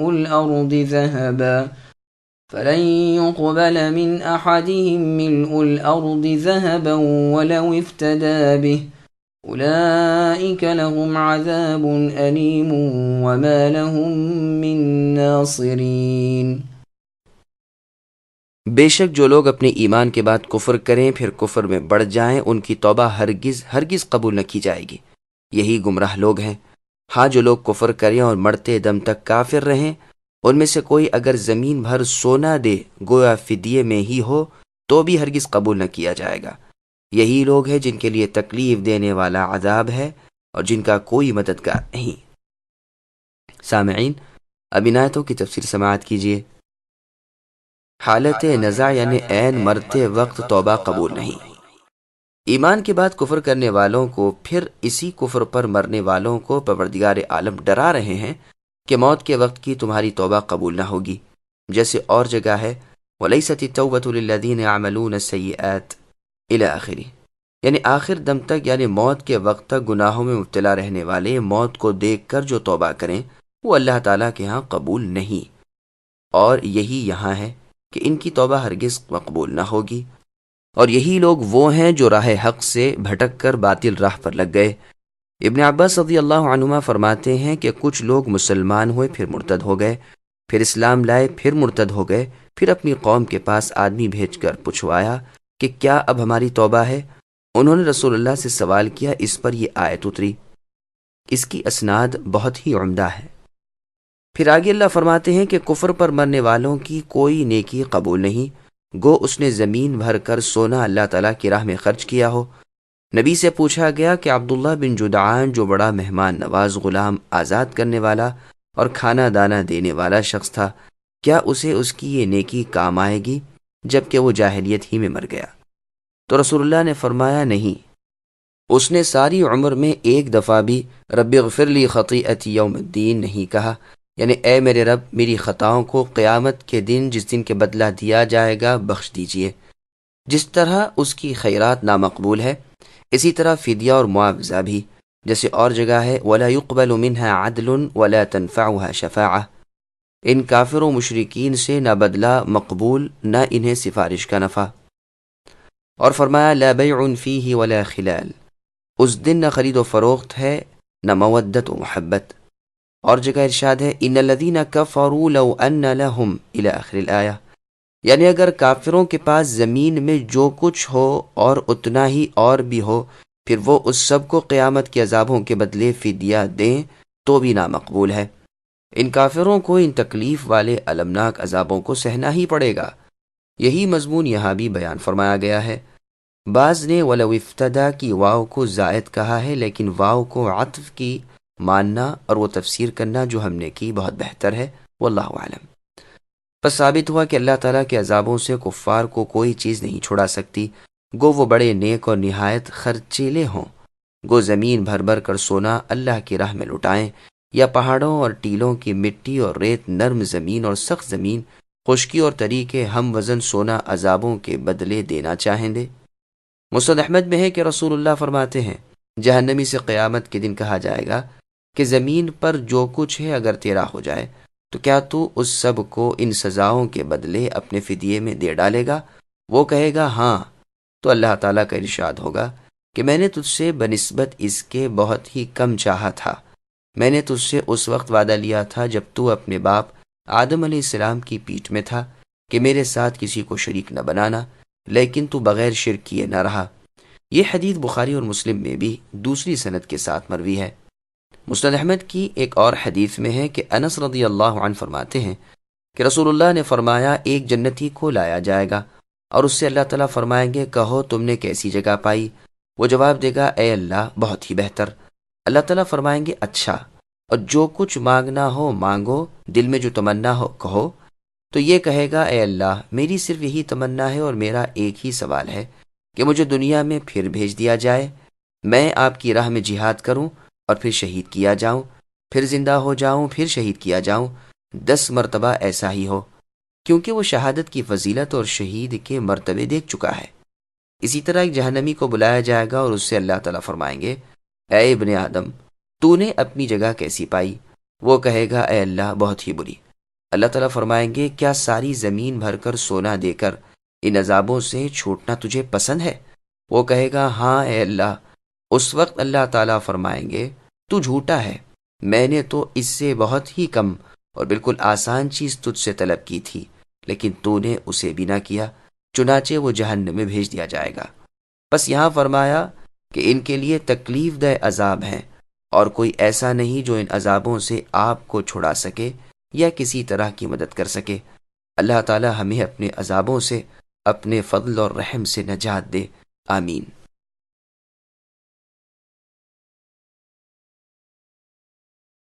لن تنالوا البر حتى تنفقوا مما تحبون وما تنفقوا من شيء فإن الله به عليم۔ جب تک تم اپنی پسندیدہ چیز کو اللہ تعالیٰ کی راہ میں خرچ نہ کرو گے ہرگز بھلائی نہ پاؤ گے، تم جو خرچ کرو اسے اللہ تعالیٰ بخوبی جانتے ہیں۔ سامعین، ابی سعد کی تفسیر سماعت کیجیے۔ اللہ کے راستے میں اپنی پسندیدہ اچھی چیز صدقہ کی جائے۔ عمرو بن میمون رحمۃ اللہ علیہ کہتے ہیں کہ بر، نیکی و بھلائی سے یہاں جنت مراد ہے، یعنی جب تک تم اپنی پسندیدہ چیز کو اللہ تعالیٰ کی راہ میں خرچ نہ کرو گے ہرگز جنت میں داخل نہ ہوگے۔ انس بن مالک رضی اللہ عنہ سے روایت ہے کہ تمام انصار میں سے ابو طلحہ رضی اللہ عنہ سب سے زیادہ مالدار تھے۔ وہ اپنے تمام مال اور جائیداد میں بیروحا نامی باغ کو، جو مسجد نبوی صلی اللہ علیہ وسلم کے سامنے تھا، سب سے زیادہ پسند کرتے تھے۔ رسول اللہ بھی اکثر اس باغ میں جایا کرتے تھے اور اس کے کنویں کا عمدہ میٹھا پانی پیا کرتے تھے۔ جب یہ آیت نازل ہوئی تو ابو طلحہ رضی اللہ عنہ نے رسول اللہ صلی اللہ علیہ وسلم کے پاس حاضر ہو کر آپ سے عرض کیا کہ یا رسول اللہ، اللہ تعالیٰ اس طرح فرماتے ہیں اور میرا سب سے زیادہ عزیز مال یہی بیروحا نامی باغ ہے، لہٰذا میں اس کو اس امید میں کہ جو بھلائی اللہ تعالیٰ کے پاس ہے وہی میرے لیے جمع رہے، اللہ تعالیٰ کی راہ میں صدقہ کرتا ہوں، لہٰذا رسول اللہ کو اختیار ہے جس طرح مناسب سمجھیں اس کو تقسیم کر دیں۔ رسول اللہ نے خوش ہو کر فرمانے لگے کہ واہ واہ، یہ بہت ہی فائدہ مند مال ہے، اس سے لوگوں کو بہت فائدہ ہوگا۔ پھر فرمایا میری رائے یہ ہے کہ اس باغ کو اپنے رشتہ داروں میں تقسیم کر دو۔ ابو طلحہ رضی اللہ عنہ نے عرض کیا کہ بہت اچھا، اور پھر اسے اپنے رشتہ داروں اور چچا زاد بھائیوں میں تقسیم کر دیا۔ یہ روایت مسند احمد، بخاری اور مسلم کی ہے۔ بخاری اور مسلم میں آیا ہے کہ ایک دفعہ عمر رضی اللہ عنہ بھی رسول اللہ کی خدمت میں حاضر ہوئے اور عرض کیا کہ اللہ کے رسول، میرا سب سے زیادہ عزیز اور بہتر مال وہ ہے جو خیبر میں میری زمین کا ایک حصہ ہے، میں اس کو اللہ تعالیٰ کی راہ میں صدقہ کرنا چاہتا ہوں، فرمائیے کیا کروں؟ رسول اللہ نے فرمایا کہ اصل زمین کو اپنے قبضے میں رکھو اور اس کی پیداوار، پھل وغیرہ اللہ کی راہ میں وقف کر دو۔ مسند بزار کی روایت میں ہے کہ عبداللہ بن عمر رضی اللہ عنہما فرماتے ہیں کہ جب میں تلاوت کے دوران اس مذکورہ بالا آیت پر پہنچا تو میں اپنے تمام مال و جائیداد کو تصور میں لایا، لیکن مجھے اپنی رومی کنیز سے زیادہ کوئی چیز محبوب تر نظر نہ آئی، لہٰذا میں نے اسی کو اللہ تعالیٰ کی راہ میں آزاد کر دیا۔ میرے دل میں اس کی اتنی محبت ہے کہ اگر میں اللہ کی راہ میں دی ہوئی کسی چیز کو واپس لے سکتا تو اس کنیز سے تو ضرور ہی نکاح کر لیتا۔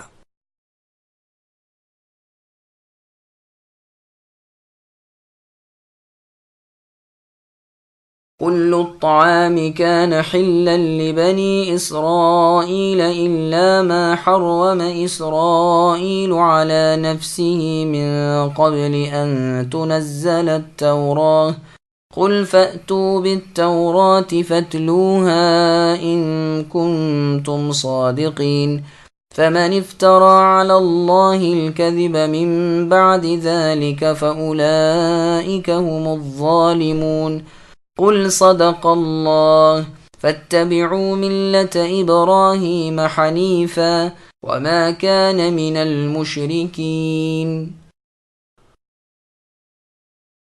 تورات کے نزول سے پہلے یعقوب علیہ السلام نے جس چیز کو اپنے اوپر حرام کر لیا تھا اس کے سوا تمام کھانے بنی اسرائیل پر حلال تھے۔ کہو کہ اگر تم سچے ہو تو تورات لے آؤ اور پڑھ کر سناؤ۔ اس کے بعد بھی جو لوگ اللہ تعالیٰ پر جھوٹ بہتان باندھیں وہی ظالم ہیں۔ اے نبی کہہ دیجئے کہ اللہ تعالیٰ سچے ہیں، تم سب ابراہیم حنیف کی پیروی کرو جو مشرک نہ تھے۔ سامعین، اب ان آیتوں کی تفسیر سماعت کیجیے۔ یہودیوں کے سوالات پر رسول اللہ صلی اللہ علیہ وسلم کے جوابات اور یہودیوں کی ہڑ دھڑمی۔ امام احمد رحمہ اللہ اپنی مسند میں ابن عباس رضی اللہ عنہما سے روایت کرتے ہیں کہ ایک دفعہ کچھ یہودی رسول اللہ کے پاس آئے اور کہا کہ ہم آپ سے چند ایسی باتیں پوچھتے ہیں جن کے جواب سوائے نبیوں کے اور کوئی نہیں جانتا، آپ ان کا جواب دیجئے۔ رسول اللہ نے فرمایا جو چاہو پوچھو، لیکن اللہ کو حاضر ناظر جان کر مجھ سے وعدہ کرو، یعنی اللہ تعالیٰ تمہارے اس قول کو دیکھ رہے ہیں اور تمہیں سن رہے ہیں۔ وہ وعدہ جو یعقوب علیہ السلام نے اپنے بیٹوں بنی اسرائیل سے لیا تھا کہ اگر میں نے وہ باتیں تمہیں ٹھیک ٹھیک بتا دیں تو تم اسلام لا کر میرے تابع دار اور فرمانبردار بن جاؤ گے۔ ان یہودیوں نے قسمیں کھا کھا کر کہا کہ ہمیں یہ بات منظور ہے، اگر آپ نے صحیح صحیح جوابات دے دیے تو ہم ضرور اسلام قبول کر لیں گے اور آپ کے فرمانبردار بن جائیں گے۔ پھر کہنے لگے کہ ہمیں یہ 4 باتیں بتلائیے کہ اسرائیل یعنی یعقوب علیہ السلام نے اپنے اوپر کون سا کھانا حرام کر لیا تھا۔ دوسرا یہ کہ عورت کا پانی اور مرد کا پانی کیسا ہوتا ہے اور کیوں کبھی لڑکا ہوتا ہے کبھی لڑکی.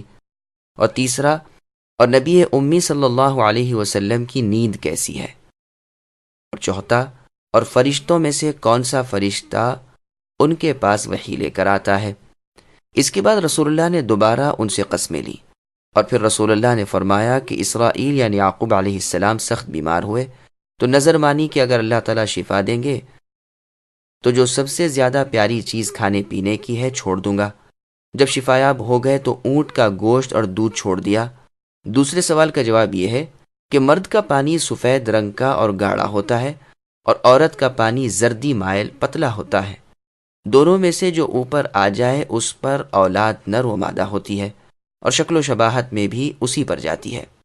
تیسرے سوال کا جواب یہ ہے کہ اس نبی امی کی نیند میں اس کی آنکھیں سوتی ہیں لیکن دل جاگتا رہتا ہے، یعنی مراد خود آپ صلی اللہ علیہ وسلم ہیں. اور چوتھے سوال کا جواب یہ ہے کہ میرے پاس وہی لے کر وہی فرشتہ آتا ہے جو تمام انبیاء علیہ السلام کے پاس آتا رہا، یعنی جبریل علیہ السلام. بس اس پر وہ چیخ اٹھے اور کہنے لگے اگر کوئی اور فرشتہ آپ کا ولی ہوتا تو ہمیں آپ کی نبوت تسلیم کرنے میں کوئی عذر نہ رہتا. ہر سوال کے جواب کے وقت رسول اللہ ان یہودیوں سے قسمیں دیتے اور ان سے دریافت فرماتے اور وہ اقرار کرتے کہ ہاں جواب صحیح ہے. انہی کے بارے میں آیت من کان عدوا لجبریل نازل ہوئی. مسند کی ایک اور روایت میں ہے کہ اسرائیل علیہ السلام کو عرق النساء کی بیماری تھی، یعنی یعقوب کو، اور اس میں ان کا ایک پانچواں سوال یہ بھی ہے کہ یہ رعد کیا چیز ہے، یعنی گرج. رسول اللہ نے فرمایا اللہ عز و جل کے فرشتوں میں سے ایک فرشتہ ہے جو بادلوں پر مقرر ہے. اس کے ہاتھ میں آگ کا ایک کوڑا ہے جس سے بادلوں کو جہاں اللہ کا حکم ہو لے جاتا ہے، اور یہ گرج کی آواز اسی کی آواز ہے. جبریل علیہ السلام کا نام سن کر یہ یہودی کہنے لگے وہ تو عذاب اور جنگ و جدال کا فرشتہ ہے اور ہم یہودیوں کا دشمن ہیں. اگر پیداوار اور بارش کے فرشتے میکائیل علیہ السلام آپ کے رفیق ہوتے تو ہم مان لیتے. یعقوب علیہ السلام کے رویے پر ان کی اولاد بھی رہی اور وہ بھی اونٹ کے گوشت سے پرہیز کرتی رہی.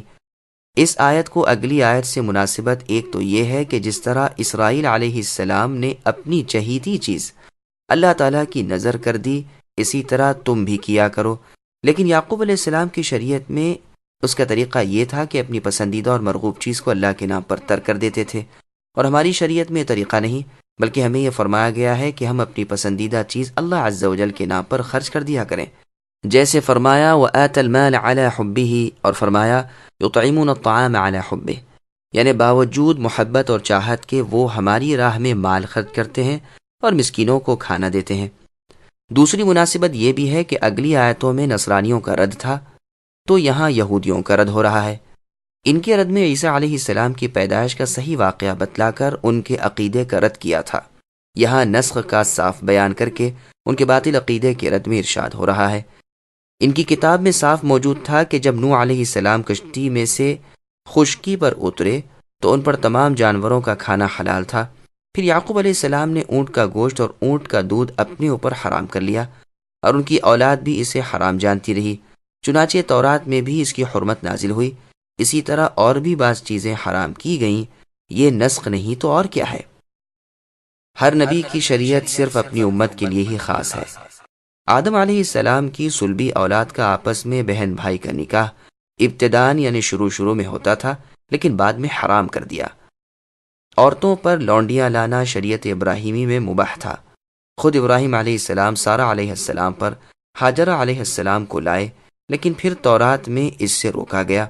2 بہنوں سے ایک ساتھ نکاح کرنا یعقوب علیہ السلام کے زمانے میں جائز تھا، بلکہ خود یعقوب علیہ السلام کے گھر میں بیک وقت 2 سگی بہنیں تھیں یعنی ان کے نکاح میں، لیکن پھر تورات میں یہ حرام ہو گیا. اسی کو نسخ کہتے ہیں. اسے وہ دیکھ رہے ہیں، اپنی کتاب میں پڑھ رہے ہیں، لیکن پھر نسخ کا انکار کر کے انجیل کو اور عیسیٰ علیہ السلام کو نہیں مانتے، اور ان کے بعد خاتم المرسلین نبی رحمت محمد صلی اللہ علیہ وسلم کے ساتھ بھی یہی سلوک کرتے ہیں. تو یہاں فرمایا کہ تورات کے نازل ہونے سے پہلے تمام کھانے حلال تھے سوائے اس کے جسے یعقوب علیہ السلام نے اپنی جان پر حرام کر لیا تھا. تم تورات لاؤ اے یہودیوں اور پڑھو، اس میں موجود ہے. پھر باوجود اس کے تمہاری یہ بہتان بازیاں اور افترا پردازیاں کہ اللہ تعالیٰ نے ہمارے لیے ہفتہ ہی کے دن کو ہمیشہ کے لیے عید کا دن مقرر کیا ہے اور ہم سے عہد لیا ہے کہ ہم ہمیشہ تورات کے ہی عامل رہیں اور کسی اور نبی کو نہ مانیں، یہ کس قدر ظلم و جور ہے۔ تمام باتوں کے باوجود تمہاری یہ روش یقیناً تمہیں ظالم و جابر ٹھہراتی ہے۔ اللہ تعالیٰ نے سچی خبر دے دی، ابراہیمی دین وہی ہے جسے قرآن بیان کر رہا ہے۔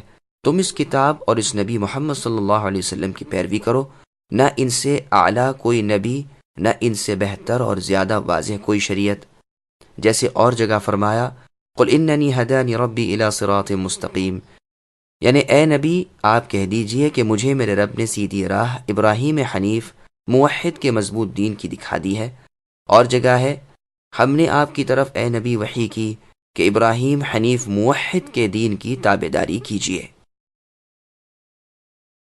إن أول بيت وضع للناس للذي ببكة مباركا وهدى للعالمين فيه آيات بينات مقام إبراهيم ومن دخله كان آمنا ولله على الناس حج البيت من استطاع إليه سبيلا ومن كفر فإن الله غني عن العالمين۔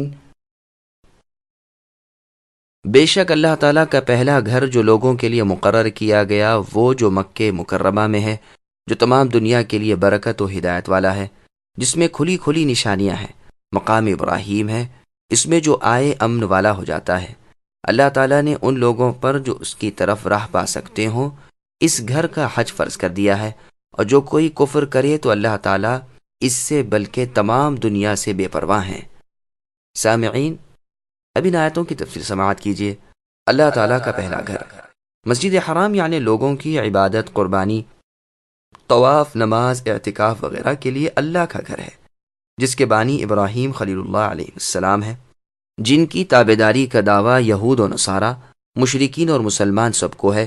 وہ اللہ کا گھر جو سب سے پہلے مکے میں بنایا گیا ہے، یہی خلیل اللہ ابراہیم علیہ السلام حج کے پہلے منادی ہیں۔ تو پھر تعجب اور افسوس ہے ان پر جو ملت حنیفی کا دعویٰ کریں اور اس گھر کا احترام نہ کریں، حج کو یہاں نہ آئیں بلکہ اپنے قبلے اور کعبے الگ الگ کرتے پھریں۔ اس بیت اللہ کی بناوٹ میں ہی برکت و ہدایت ہے، اور وہ تمام جہان والوں کے لیے ہے۔ صحیح بخاری میں ہے، ابو ذر رضی اللہ عنہ نے رسول اللہ سے پوچھا کہ سب سے پہلے کون سی مسجد بنائی گئی؟ رسول اللہ نے فرمایا مسجد حرام یعنی خانہ کعبہ۔ پوچھا پھر کون سی؟ فرمایا مسجد بیت المقدس۔ پوچھا ان دونوں کے درمیان کتنا وقت ہے؟ فرمایا 40 سال۔ پوچھا پھر کون سی؟ رسول اللہ نے فرمایا جہاں کہیں نماز کا وقت آ جائے نماز پڑھ لیا کرو، ساری زمین مسجد ہے۔ یہ روایت مسند احمد، بخاری اور مسلم میں بھی ہے۔ علی رضی اللہ عنہ فرماتے ہیں کہ گھر تو پہلے بہت سے تھے، لیکن خاص اللہ تعالیٰ کی عبادت کا گھر سب سے پہلا یہی ہے۔ کسی شخص نے آپ سے پوچھا کہ زمین پر پہلا گھر یہی بنا ہے؟ تو آپ نے فرمایا نہیں، ہاں، برکتوں اور مقام ابراہیم اور امن والا گھر پہلا یہی ہے۔ بیت اللہ کے بنانے کی پوری کیفیت سورہ بقرہ کی آیت وَعَهِدْنَا إِلَىٰ ابراہیم کی تفسیر میں پہلے گزر چکی ہے، وہی ملاحظہ فرما لیجئے، یہاں دوبارہ بیان کرنے کی ضرورت نہیں۔ سدی رحمہ اللہ کہتے ہیں سب سے پہلے روئے زمین پر یہی گھر بنا، لیکن صحیح قول علی رضی اللہ عنہ کا ہی ہے۔ بکہ کی وجہ تسمیہ، بکہ مکے کا مشہور نام ہے، چونکہ بڑے بڑے جابر شخصوں کی گردنیں یہاں ٹوٹ جاتی تھیں، ہر بڑائی والا یہاں پست ہو جاتا تھا، اس لیے اسے مکہ کہا گیا، اور اس لیے بھی کہ لوگوں کی بھیڑ بھاڑ یہاں ہوتی ہے اور ہر وقت کھچا کھچ بھرا رہتا ہے، اور اس لیے بھی کہ یہاں لوگ خلط ملط ہو جاتے ہیں، یہاں تک کہ کبھی عورتیں آگے نماز پڑھتی ہوتی ہیں اور مرد ان کے پیچھے ہوتے ہیں، جو اور کہیں نہیں ہوتا۔ ابن عباس رضی اللہ عنہما فرماتے ہیں فج سے تنعیم تک تو مکہ ہے، اور بیت اللہ سے بطحا تک بکہ ہے۔ بیت اللہ اور مسجد کو بکہ کہا گیا، بیت اللہ اور اس کے آس پاس کی جگہ کو بکہ اور باقی شہر کو مکہ بھی کہا گیا ہے۔ اس کے اور بھی بہت سے نام ہیں، مثلا بیت العتیق، بیت الحرام، بلد الامین، بلد المأمون، ام رحم، ام القرى، صلاح، عرش، قادس، مقدس، حاطمہ، ناسبة الرأس، کوثاء، البلدہ، النبیہ، الکعبہ۔ اس میں ظاہر نشانیاں ہیں جو اس کی عظمت و شرافت پر دلیل ہیں، اور جن سے ظاہر ہے کہ خلیل اللہ ابراہیم علیہ السلام کی بنا یعنی بنوٹ یہی ہے، مقام ابراہیم۔ اس میں مقام ابراہیم بھی ہے جس پر کھڑے ہو کر اسماعیل علیہ السلام سے پتھر لے کر ابراہیم علیہ السلام ان کے والد کعبے کی دیوار اونچی کر رہے تھے۔ یہ پہلے تو بیت اللہ شریف کی دیوار سے لگا ہوا تھا، لیکن عمر رضی اللہ عنہ نے اپنی خلافت کے زمانے میں اسے ذرا ہٹا کر مشرق رخ کر دیا تھا کہ طواف پوری طرح ہو سکے، اور جو لوگ طواف کے بعد مقام ابراہیم کے پیچھے نماز پڑھتے ہیں ان پر تشویش اور بھیڑ بھاڑ نہ ہو۔ اسی کی طرف نماز پڑھنے کا حکم ہوا ہے، اور اس کے متعلق بھی پوری تفسیر وَاتَّخِذُوا مِن مَّقَامِ إِبْرَاهِيمَ مُصَلَّىٰ کی تفسیر میں پہلے گزر چکی ہے، فالحمدللہ۔ ابن عباس رضی اللہ عنہما فرماتے ہیں کہ آیات بینات میں سے ایک مقام ابراہیم ہے، باقی اور ہیں۔ مجاہد رحمہ اللہ فرماتے ہیں کہ خلیل اللہ ابراہیم علیہ السلام کے نشان قدم جو مقام ابراہیم پر تھے، یہ بھی آیات بینات میں سے ہے۔ کل حرم کو اور حطیم کو اور سارے ارکان حج کو بھی مقام ابراہیم کی تفسیر میں مفسرین نے داخل کیا ہے۔ امن کی جگہ، اس میں آنے والا امن میں آ جاتا ہے۔ جاہلیت کے زمانے میں بھی مکہ امن والا رہا، باپ کے قاتل کو بھی یہاں پاتے تو نہ چھیڑتے۔ ابن عباس رضی اللہ عنہما فرماتے ہیں بیت اللہ پناہ چاہنے والے کو پناہ دیتا ہے، لیکن جگہ اور کھانا پینا نہیں دیتا۔ اور جگہ ہے اولم یروا انا جعلنا حرما آمنا، کیا یہ مشرکین نہیں دیکھتے کہ ہم نے حرم کو امن کی جگہ بنایا؟ اور جگہ ہے وآمنہم من خوف، ہم نے ان قریش مکہ کو خوف سے امن دیا۔ نہ صرف انسان کو امن ہے بلکہ شکار کرنا، بلکہ شکار کو بھگانا، اسے خوف زدہ کرنا، اسے اس کے ٹھکانے یا گھونسلے سے ہٹانا اور اڑانا بھی منع ہے۔ اس کے درخت کاٹنا، یہاں کی گھاس اکھیڑنا بھی ناجائز ہے۔ اس مضمون کی بہت سی حدیثیں وغیرہ پورے بسط کے ساتھ آیت وَعَاهِدْنَا إِلَىٰ ابراہیم کی تفسیر میں سورہ بقرہ میں گزر چکی ہیں۔ مسند احمد، ترمذی اور نسائی میں حدیث ہے جسے امام ترمذی نے حسن صحیح کہا ہے کہ نبی صلی اللہ علیہ وسلم نے مکے کے بازار حرورہ میں کھڑے ہو کر فرمایا کہ اے مکہ، تو اللہ تعالیٰ کو ساری زمین سے بہتر اور پیارا ہے، اگر میں زبردستی تجھ میں سے نہ نکالا جاتا تو ہرگز تجھے نہ چھوڑتا۔ اور اس آیت کی ایک معنی یہ بھی ہے کہ وہ جہنم سے بچ گیا۔ حج کی فرضیت، آیت کا یہ آخری حصہ حج کی فرضیت کی دلیل ہے۔ بعض کہتے ہیں وَأَتِمُّ الْحَجَّ وَالْعُمْرَةَ لِلَّهِ والی آیت دلیل فرضیت ہے، لیکن پہلی بات زیادہ ظاہر ہے۔ کئی ایک احادیث میں وارد ہے کہ حج ارکان اسلام میں سے ایک رکن ہے۔ اس کی فرضیت پر مسلمانوں کا اجماع ہے، اور یہ بات بھی ثابت ہے کہ عمر بھر میں ایک مرتبہ استطاعت والے مسلمان پر حج فرض ہے۔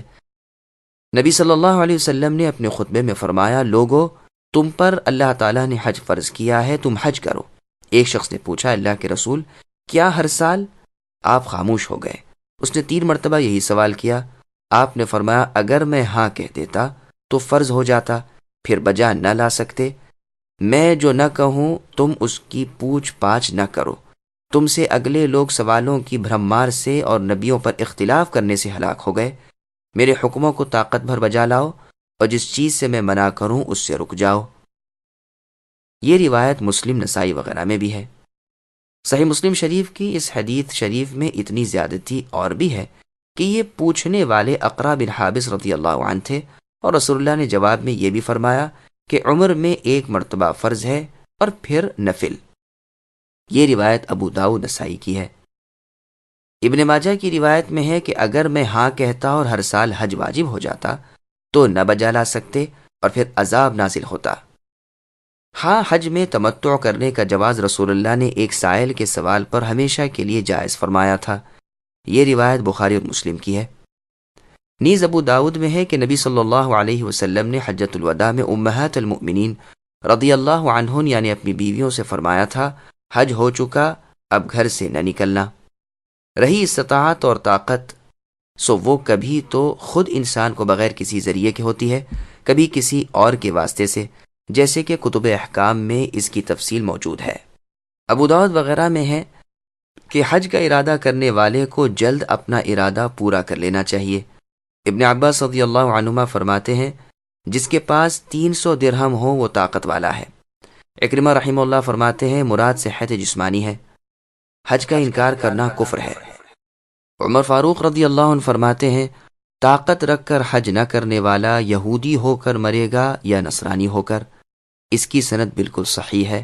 اللہ رب العالمین ہر بالغ عاقل مسلمان شخص کو جو اللہ کے گھر تک جانے اور خرچہ اٹھانے کی طاقت و ہمت رکھتا ہے اسے اللہ حج کرنے کی توفیق نصیب فرمائے۔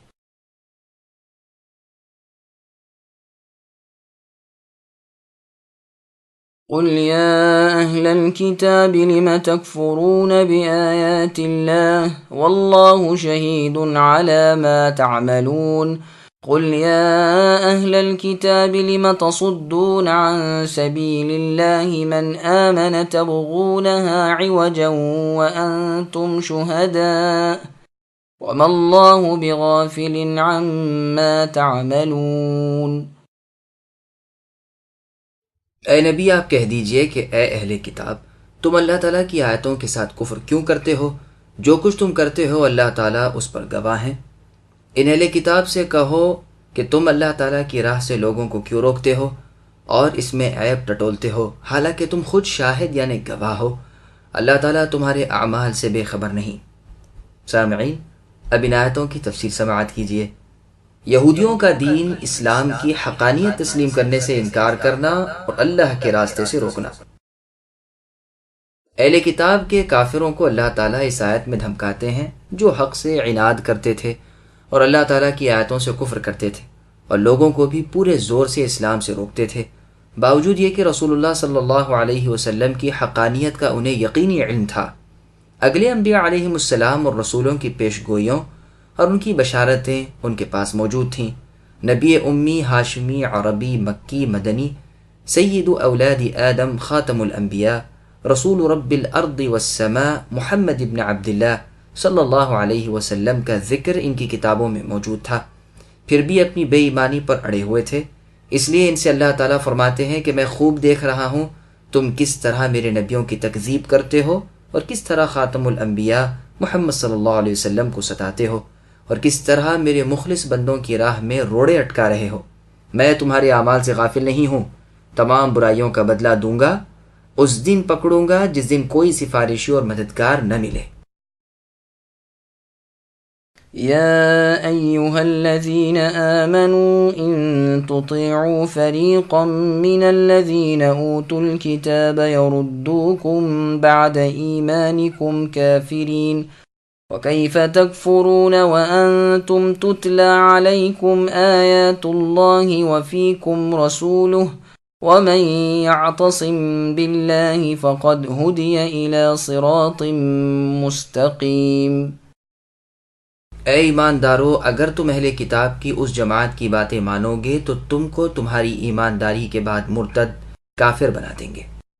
گویا ظاہر ہے کہ تم کیسے کفر کر سکتے ہو، باوجود یہ کہ تم پر اللہ تعالیٰ کی آیات پڑھی جاتی ہیں اور تم میں رسول اللہ صلی اللہ علیہ وسلم موجود ہیں۔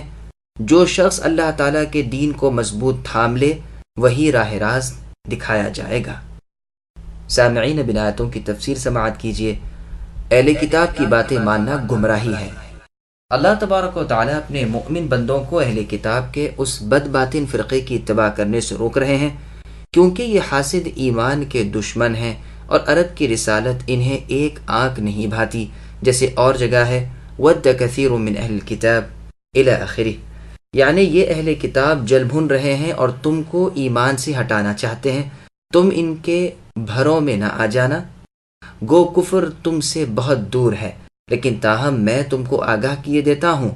اللہ تعالیٰ کی آیات دن رات تم میں پڑھی جا رہی ہیں اور اللہ تعالیٰ کے سچے رسول محمد صلی اللہ علیہ وسلم تم میں موجود ہیں، جیسے اور جگہ ہے وَمَا لَكُمْ لَا تُؤْمِنُونَ بِاللَّهِ الآیات، یعنی تم ایمان کیوں نہ لاؤ گے جبکہ رسول تم میں تمہارے رب کی طرف بلا رہے ہیں اور تم سے عہد بھی ہو چکا ہے۔ مستدرک حاکم کی حدیث میں ہے کہ رسول اللہ نے ایک روز اپنے اصحاب سے پوچھا، تمہارے نزدیک سب سے بڑا ایمان والا کون ہے؟ انہوں نے کہا فرشتے۔ رسول اللہ نے فرمایا بھلا وہ ایمان کیوں نہ لاتے؟ انہیں تو وحی الہی ہے۔ صحابہ رضی اللہ عنہم نے کہا پھر ہم۔ فرمایا تم ایمان کیوں نہ لاتے؟ تم میں تو میں خود موجود ہوں۔ صحابہ رضی اللہ عنہم نے کہا پھر اے اللہ کے رسول خود ہی ارشاد فرمائے۔ فرمایا کہ تم تمام لوگوں سے زیادہ عجیب ایمان والے وہ ہیں جو تمہارے بعد آئیں گے، وہ کتابوں میں لکھا پائیں گے اور اس پر ایمان لائیں گے۔ امام ابن کثیر رحمہ اللہ نے اس حدیث کی سندوں کا اور اس کے معنی مطلب کا پورا بیان اپنی شرح صحیح بخاری میں کر دیا ہے، فالحمدللہ۔ پھر آگے اللہ فرماتے ہیں کہ باوجود اس کے تمہارا مضبوطی سے دین الہی کو تھام رکھنا اور اللہ تعالیٰ کی پاک ذات پر پورا پورا بھروسہ رکھنا ہی موجب ہدایت ہے، اس سے گمراہی دور ہوتی ہے، یہی رشد و رضا کا باعث ہے، اسی سے صحیح راستہ حاصل ہوتا ہے اور کامیابی اور مراد ملتی ہے۔ يا أيها الذين آمنوا اتقوا الله حق تقاته ولا تموتن إلا وأنتم مسلمون واعتصموا بحبل الله جميعا ولا تفرقوا واذكروا نعمة الله عليكم إذ كنتم أعداء فألف بين قلوبكم فأصبحتم بنعمته إخوانا وكنتم على شفا حفرة من النار فأنقذكم منها كذلك يبين الله لكم آياته لعلكم تهتدون۔ اے ایمان والو، اللہ تعالیٰ سے اتنا ہی ڈرو جتنا اللہ سے ڈرنا چاہیے۔ دیکھو، مرتے دم تک مسلمان ہی رہنا، اللہ تعالیٰ کی رسی کو سب مل کر مضبوط تھام لو اور پھوٹ نہ ڈالو، اور اللہ تعالیٰ کی اس وقت کی نعمت کو یاد کرو جب کہ تم ایک دوسرے کے دشمن تھے۔ اللہ نے تمہارے دلوں میں الفت ڈال کر اپنی مہربانی سے تم کو بھائی بھائی بنا دیا، اور تم آگ کے گڑھے کے کنارے پہنچ چکے تھے، اللہ نے تم کو بچا لیا۔ اللہ تعالیٰ اسی طرح تمہارے لیے اپنی نشانیاں بیان کرتے ہیں تاکہ تم راہ پاؤ۔ سامعین، اب ان آیتوں کی تفسیر سماعت کیجیے۔ اللہ تعالیٰ سے ڈرنے کا مطلب اللہ تعالیٰ کی اطاعت ہے۔ اللہ تعالیٰ سے پورا پورا ڈرنا یہ ہے کہ اللہ کی اطاعت کی جائے اور نافرمانی نہ کی جائے، اللہ کا ذکر کیا جائے اور اللہ کی یاد نہ بھلائی جائے، اللہ کا شکر کیا جائے، کفر نہ کیا جائے۔ ابن ابی حاتم میں مرفوع حدیث کے اندر بھی یہی مروی ہے، لیکن ٹھیک بات یہی ہے کہ یہ موقوف ہے، یعنی عبداللہ ابن مسعود رضی اللہ عنہ کا قول ہے، واللہ اعلم۔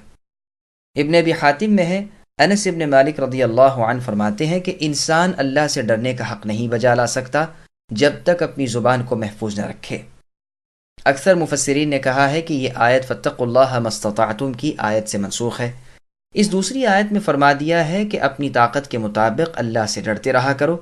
ابن عباس رضی اللہ عنہما فرماتے ہیں منسوخ نہیں، بلکہ مطلب یہ ہے کہ اللہ تعالیٰ کی راہ میں جہاد کرتے رہو، اللہ کے کاموں میں کسی ملامت کرنے والے کی ملامت کا خیال نہ کرو، عدل پر یعنی انصاف پر جم جاؤ، یہاں تک کہ خود اپنے نفس پر عدل کے احکام جاری کرو، اپنے ماں باپ اور اپنی اولاد کے بارے میں بھی عدل و انصاف برتا کرو۔ پھر آگے اللہ نے فرمایا کہ اسلام پر ہی مرنا، یعنی تمام زندگی اس پر قائم رہنا تاکہ موت بھی اسی پر آئے۔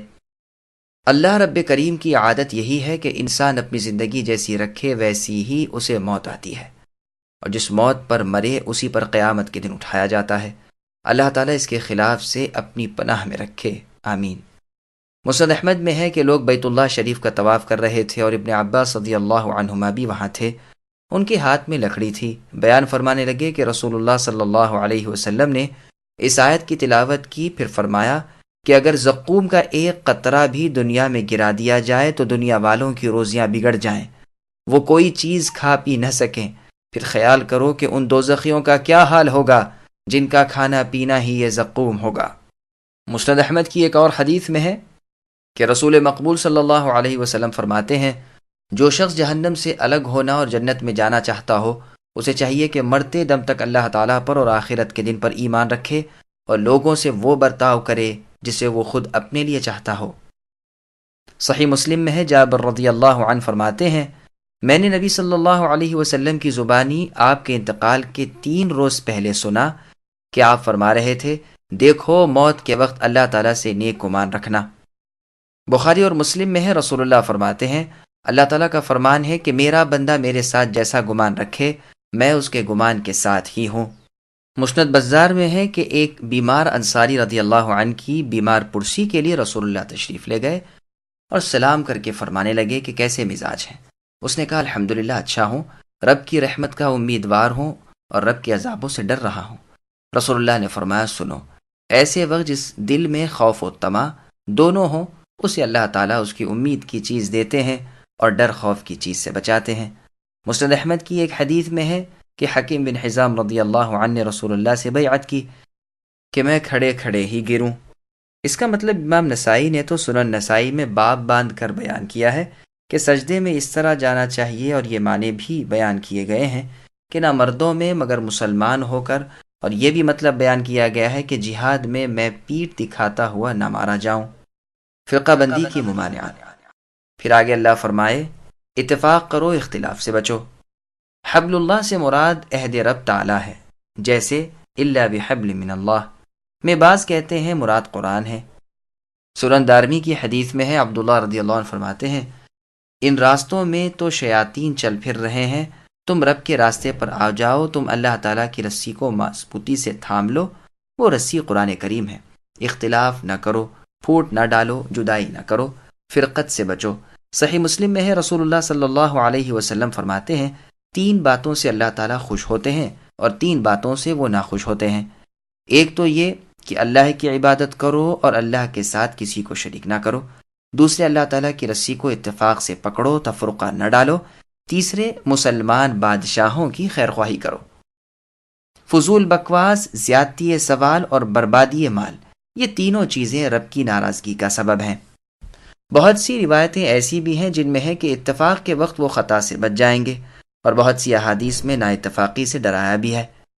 لیکن باوجود اس کے امت میں اختلاف افتراق پڑا، ان کے 73 فرقے ہو گئے، جن میں سے ایک نجات پا کر جنتی ہوگا اور جہنم کے عذابوں سے بچ رہے گا، اور یہ وہ لوگ ہیں جو اس پر قائم ہوں جس پر رسول اللہ صلی اللہ علیہ وسلم اور آپ کے اصحاب رضی اللہ عنہم تھے۔ پھر آگے اللہ نے اپنی نعمت یاد دلائی۔ جاہلیت کے زمانے میں اوس و خزرج انصار کے 2 قبیلے ایسے تھے کہ جن کے درمیان بڑی لڑائیاں اور سخت عداوت تھی، آپس میں برابر جنگ جاری رہتی تھی۔ جب دونوں قبیلے اسلام لائے تو اللہ تعالیٰ کے فضل سے بالکل ایک ہو گئے، سب حسد بغض جاتا رہا اور آپس میں بھائی بھائی بن گئے، اور نیکی اور بھلائی کے کاموں میں ایک دوسرے کے مددگار اور اللہ تعالیٰ کے دین میں ایک دوسرے کے ساتھ متفق ہو گئے۔ جیسے اور جگہ ہے هو الذی ایدک بنصرہ وبالمؤمنین والف بین قلوبہم، یعنی وہ اللہ تعالیٰ ہی ہیں جنہوں نے آپ کی اے نبی تائید کی اپنی مدد کے ساتھ اور مؤمنوں کے ساتھ، اور ان کے دلوں میں الفت ڈال دی۔ اپنا دوسرا احسان اللہ تعالیٰ ذکر کرتے ہیں کہ تم اے نبی کے صحابہ آگ کے کنارے پہنچ چکے تھے اور تمہارا کفر تم کو اس میں دھکیل دیتا، لیکن ہم نے تمہیں اسلام کی توفیق عطا فرما کر تم کو اس سے بھی الگ کر لیا۔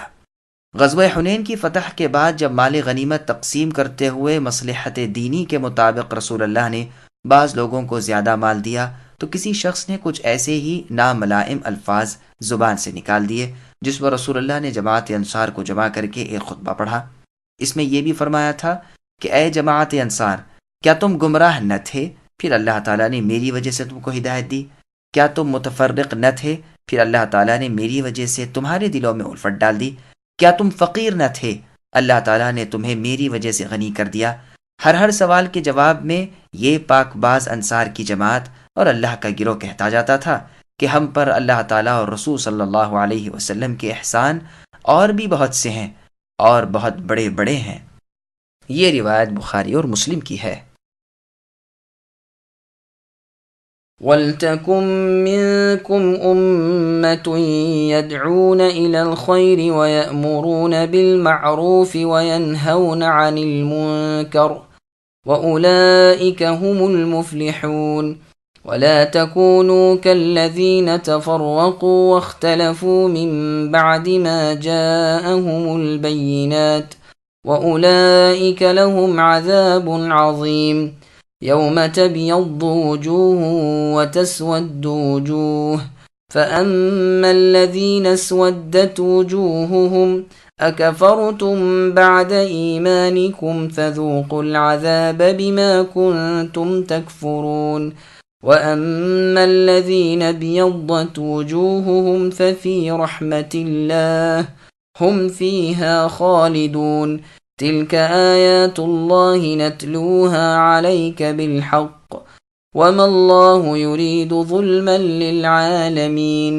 ولله ما في السماوات وما في الأرض وإلى الله ترجع الأمور۔ تم میں سے ایک جماعت ایسی ہونی چاہیے جو بھلائی کی طرف بلاتی رہے اور نیک کاموں کا حکم کرتی رہے اور برے کاموں سے روکتی رہے، یہی لوگ فلاح و نجات پانے والے ہیں۔ تم ان لوگوں کی طرح نہ ہو جانا جنہوں نے اپنے پاس روشن دلیلیں آ جانے کے بعد بھی تفرقہ ڈالا، انہی لوگوں کے لیے بڑا عذاب ہے۔ جس دن بعض چہرے سفید ہوں گے اور بعض سیاہ، سیاہ چہرے والوں سے کہا جائے گا کہ تم نے ایمان لانے کے بعد کفر کیوں کیا، اب اپنے کفر کا عذاب چکھو، اور سفید چہرے والے اللہ تعالیٰ کی رحمت میں داخل ہوں گے اور اس میں ہمیشہ رہیں گے۔ اے نبی صلی اللہ علیہ وسلم، ہم ان حقانی آیتوں کی تلاوت آپ پر کر رہے ہیں۔ اللہ تعالیٰ کا ارادہ لوگوں پر ظلم کرنے کا نہیں، اللہ تعالیٰ ہی کے لیے ہے جو کچھ آسمانوں اور زمین میں ہے، اور اللہ تعالیٰ ہی کی طرف تمام کام لوٹائے جاتے ہیں۔ سامعین، اب ان آیتوں کی تفسیر سماعت کیجیے۔ امر بالمعروف و نہی عن المنکر کا فریضہ انجام دینے والی جماعت۔ ضحاک رحمۃ اللہ علیہ فرماتے ہیں، اس جماعت سے مراد خاص صحابہ کرام رضی اللہ عنہم اور خاص راویان حدیث ہیں، یعنی مجاہدین اور علماء محدثین۔ یہ یاد رہے کہ ہر متنفس یعنی سانس لینے والے پر تبلیغ حق فرض ہے، لیکن تاہم ایک جماعت تو خاص اسی کام میں مشغول رہنی چاہیے۔ رسول اللہ صلی اللہ علیہ وسلم فرماتے ہیں، تم میں سے جو کوئی کسی برائی کو دیکھے اسے ہاتھ سے دفع کر دے، اگر اس کی طاقت نہ ہو تو زبان سے روکے، اگر یہ بھی نہ کر سکتا ہو تو اپنے دل سے اسے متغیر کرے، یہ ضعیف ایمان ہے۔ ایک اور روایت میں ہے کہ بعد یہ بھی ہے کہ اس کے بعد رائی کے دانے کے برابر بھی ایمان نہیں ہے۔ یہ روایت مسلم کی ہے۔ مسند احمد میں ہے، رسول اللہ صلی اللہ علیہ وسلم فرماتے ہیں، اللہ کی قسم جس کے ہاتھ میں میری جان ہے، تم اچھائی کا حکم اور برائیوں سے مخالفت کرتے رہو، ورنہ عن قریب اللہ تعالیٰ تم پر عذاب نازل فرمائیں گے، پھر گو تم دعائیں کرو لیکن قبول نہ ہوں گی۔ اس مضمون کی اور بھی بہت سی احادیث ہیں جو کسی اور مقام پر ذکر کی جائیں گی انشاءاللہ تعالی۔ دین میں اختلاف دخول جہنم کا سبب ہے۔ اس کے بعد اللہ تعالیٰ نے فرمایا کہ تم اگلے لوگوں کی طرح افتراق و اختلاف نہ کرو، تم نیک باتوں کا حکم اور خلاف شر باتوں سے روک تھام کو نہ چھوڑنا۔ مسند احمد میں ہے کہ معاویہ بن ابی سفیان رضی اللہ عنہ حج کے لیے جب مکہ شریف میں آئے تو ظہر کی نماز کے بعد کھڑے ہو کر فرمایا کہ رسول اللہ نے فرمایا ہے کہ اہل کتاب اپنے دین میں اختلاف کر کے 72 گروہ بن گئے، اور اس میری امت کے 73 فرقے ہو جائیں گے، یعنی خواہشات میں سب کے سب جہنمی ہیں، مگر ایک اور بھی جماعت ہے، اور میری امت میں ایسے لوگ ہوں گے جن کی رگ رگ میں اس طرح نفسانی خواہشات گھس جائیں گی جس طرح کتے کا کاٹا ہوا انسان جس کی ایک ایک رگ اور ایک ایک جوڑ میں اس کا اثر پہنچ جاتا ہے۔ اے عرب کے لوگوں، اگر تم ہی اپنے نبی کی لائی ہوئی چیز پر قائم نہ رہو گے تو اور لوگ تو بہت دور ہو جائیں گے۔ اس حدیث کی بہت سی سندیں ہیں۔ قیامت کے دن جنتی اور جہنمی اپنے چہروں سے پہچانے جائیں گے۔ پھر آگے اللہ نے فرمایا، اس دن کچھ چہرے سفید ہوں گے اور سیاہ منہ بھی ہوں گے۔ ابن عباس رضی اللہ عنہما کا فرمان ہے کہ اہل السنہ والجماعہ کے منہ سفید نورانی ہوں گے اور اہل بدعت و منافقین کے کالے منہ ہوں گے۔ یہ روایت ابن ابی حاتم کی ہے، اور ابن ابی حاتم ہی میں حسن بصری رحمہ اللہ کا قول ہے کہ یہ کالے منہ والے منافق ہوں گے جن سے کہا جائے گا کہ تم نے ایمان کے بعد کفر کیوں کیا، اب اس کا مزہ چکھو، اور سفید منہ والے رحمت ربانی میں ہمیشہ ہمیشہ رہیں گے۔ سنن ترمذی کی روایت میں ہے، ابو امامہ رضی اللہ عنہ نے جب خارجیوں کے سر دمشق کی مسجد کے زینوں یعنی سیڑھیوں پر لٹکے ہوئے دیکھے تو فرمانے لگے، یہ جہنم کے کتے ہیں، ان سے بدتر مقتول روئے زمین پر کوئی نہیں، انہیں قتل کرنے والے بہترین مجاہد ہیں۔ پھر آیت یوم تبیض وجوہ وتسود وجوہ تلاوت فرمائی۔ ابو غالب نے کہا، کیا رسول اللہ صلی اللہ علیہ وسلم سے آپ نے یہ سنا ہے؟